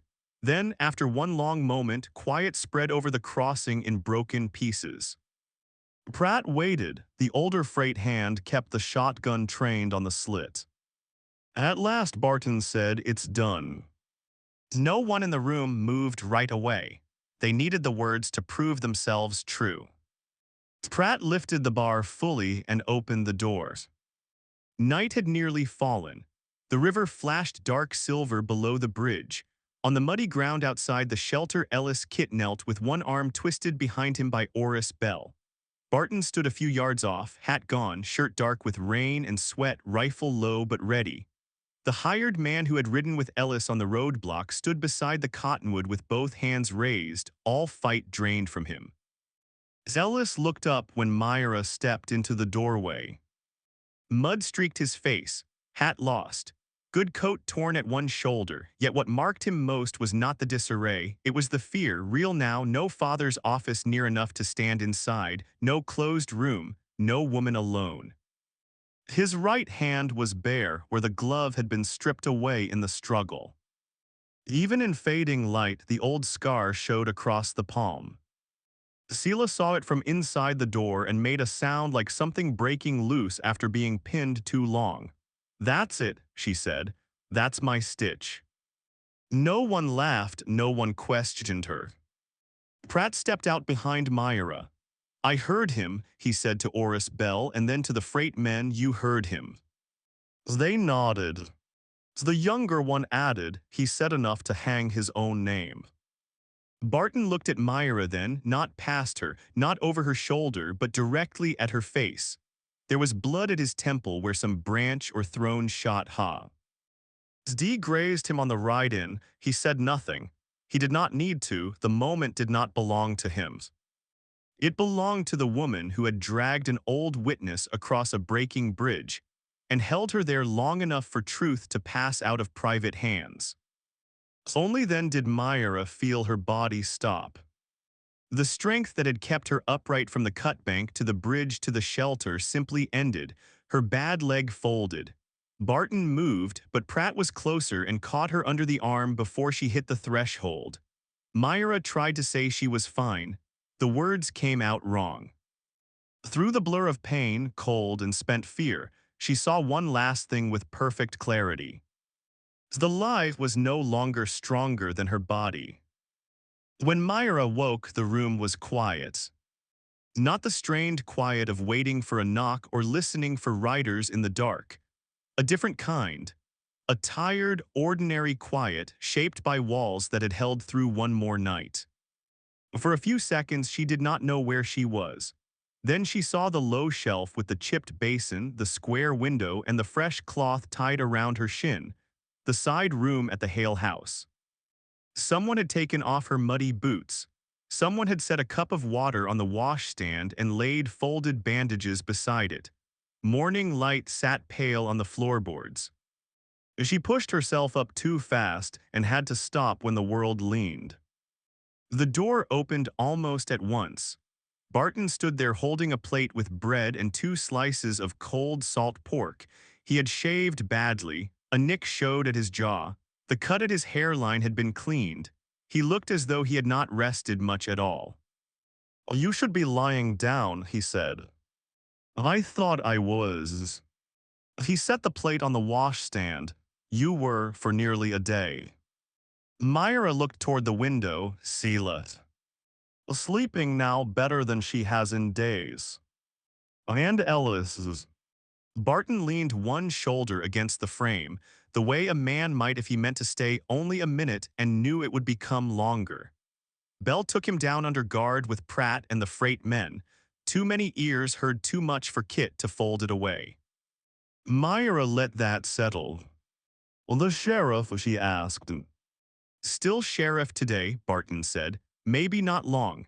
Bell rode on to district with the others before dawn. By noon, a district rider had Kit's papers under seal and told him to stay in town till they were done with him. Vern's name went in with the fire account and the riders seen at the barn. He won't walk clear of that now. Myra gave a faint, humorless breath. "Not funny." "I know." He looked at the cup on the washstand, then back at her. "You need food."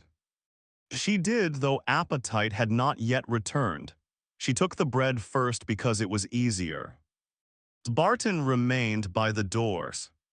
At last Myra said, "You found us." You got far enough that finding mattered. It was not praise, it was truer than praise. She lowered her eyes to the plate. Her fingers still hurt from the old burns and the bridge splinters. The bandages made the bread awkward in her hand. You were right, she said quietly. They were after what she knew. He did not answer for a beat. You were right first. That stayed with her after he left. Recovery at the ranch did not look like peace at first. It looked like slow work under damaged roofs. The burned barn had to be pulled down the rest of the way and the good boards sorted from the blackened ones. Feed had to be moved, harness repaired. A temporary shelter put up for the stock before the next weather.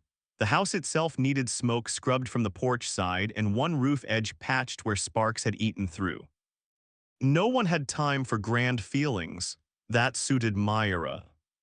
Her leg kept her to the house the first 2 days. She hated that more than the pain. Still, Barton did not treat her like invalid freight. He simply moved some tasks closer. A basket of mending appeared by her chair. The medicine shelf was left in her hands. When Seela woke, it was Myra the old woman asked for by name. The first time it happened, both women went still. Myra, Seela said again, clearer. Myra crossed the room and sat beside the bed. I'm here. Seela looked at her for a long moment, not confused, not searching. Tired, ashamed, awake. I remember the bridge, she said. So do I. I thought you would leave me. Myra shook her head once. Seela's eyes filled then, though no tears fell. I should have spoken that first night years ago. Myra looked down at the blanket between them. Words of comfort rose and fell away again. They would have been too easy, and the truth deserved better. "Oh, you did speak," she said at last. "You spoke before it was too late." Seela let out a slow breath. Her hand, thin and veined, crept across the coverlet until it touched Myra's bandaged fingers. That was all. It was enough. By the third day, Myra could limp through the house without needing the wall. By the fourth, she reached the porch and stood looking at the place where the barn had been. Men from a neighboring spread had come to help Barton lift the first new posts. They did not speak to her much, and she was grateful for it.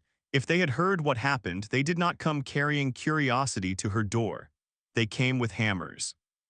That, too, was a kind of dignity. Near noon, a wagon from town passed slow along the lower road through the trees. Sheriff Doran Kitt sat in the back beside a district man, hat in his lap, face fixed ahead. He did not lift his eyes toward the ranch. Barton, working near the new post holes, watched until the wagon cleared the bend and then went back to the hammer. A message arrived from town on the fifth morning. Barton brought it in folded small and asked only, "Do you want this?" From who? Vern Bell sent it on S. Aide Vern did not come himself. Myra did not hold out a hand. Barton waited. At last she said no. He put the paper into the stove and watched it blacken at the edges before turning away. He did not ask if she wished to know the contents. He understood enough now to know that some doors were not meant to be reopened simply because a man outside them had begun to feel cold. Later that same day, Pratt rode up in the afternoon light. He checked Seela's eyes, pulse, and headaches, then spoke with Barton near the porch rail where Myra could hear only pieces. "District will want more. Bell's already given his account. Your mother may be asked for one, but not yet. Vern's. They're looking for him." When Pratt came inside to take his hat, he paused near Myra's chair. "You kept her alive through bad ground," he said. "That's why any of this can move at all." Myra did not know what to do with plain gratitude from a man like him, so she answered the only honest way. "I did not want them to have her." Pratt nodded as if that was the strongest reason in the world. Once he had gone, the day softened toward evening. Seela dozed in the front room under a lighter shawl than before. Barton came in with sawdust on his sleeves and set a small object on the table beside Myra's hand. Her comb. The one that had fallen in the mud the morning she was thrown out. She stared at it. The two broken teeth had been trimmed smooth, and the split spine bound neatly with thin copper wire so it could hold another few years. I found it in your trunk, he said, thought it still had use. Mira touched it with the tip of one finger. No one had mended things for her in a long time. "Well, thank you," she said. He inclined his head once and would have gone back outside if Sela had not spoken from the chair. Stay," the old woman said. Well, he stopped. Sela looked from one to the other with the sharpness that came to her now more often than not. You both move too much when you're tired. Neither of them argued. So Barton sat at the far end of the table and began sorting nails into piles by size while Myra wound fresh thread through the mending needle. The room held no need for speech. The quiet did not feel empty. Through the window, the frame of the new barn side stood dark against late light. The house smelled of coffee, clean cloth, and pine shavings. A week later, Barton asked Myra to come with him to the side room before supper. She followed with a small unease in her chest. Nothing in his manner told her whether the news ahead was good or bad. He opened the door and stepped aside. The room had changed.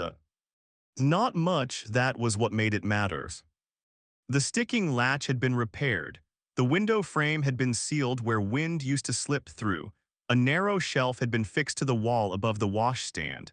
At the foot of the bed sat a cedar chest, smaller than her trunk but better made, empty and waiting. On the peg hung a new work apron cut from sturdy blue cloth. Folded on the quilt lay a key. Myra stood in the doorway and could not move. Barton said the old side room door never locked proper. It does now. She looked at the key, then at him. He kept his eyes on the window latch as he spoke, as if the saying of the thing was harder if she looked straight at him. Wages from the day you arrived are in the envelope on the shelf. Pratt says Ma will need steady care through winter and likely past it. I need the house run by someone who already knows where the weak points are. He paused, then more quietly, if you want the place. Not charity, not pity, not a man saying stay because you have nowhere else. A man naming need, work, standing, and choice. Myra crossed the threshold and picked up the key. It was warm from the last hand that had held it. I do not know what to say, she admitted. Well, you don't have to say much. That almost made her smile. From the hallway, Sela's voice came, thin but certain. Keep her, Barton. The house has better sense with her in it. Barton looked toward the door, then back at Myra. A faint change touched his face. Not softness exactly, but something close enough that she felt it. You can stay through winter, he said, and after if you still mean to. Myra closed her fingers around the key. No one pushed her through this doorway. No one stood waiting at the fence to watch her leave. No one had packed her life into a trunk and called it mercy. When Barton stepped back into the hall, he left the door open behind him. Myra stood alone in the room for a moment longer, looking at the shelf, the chest, the repaired latch, the envelope waiting with wages honestly named, and the key in her own hand. Then she set the comb beside the basin, laid her palm flat against the doorframe, and understood with a quietness deeper than joy that this place had not taken her in by mistake. It had kept a room for her.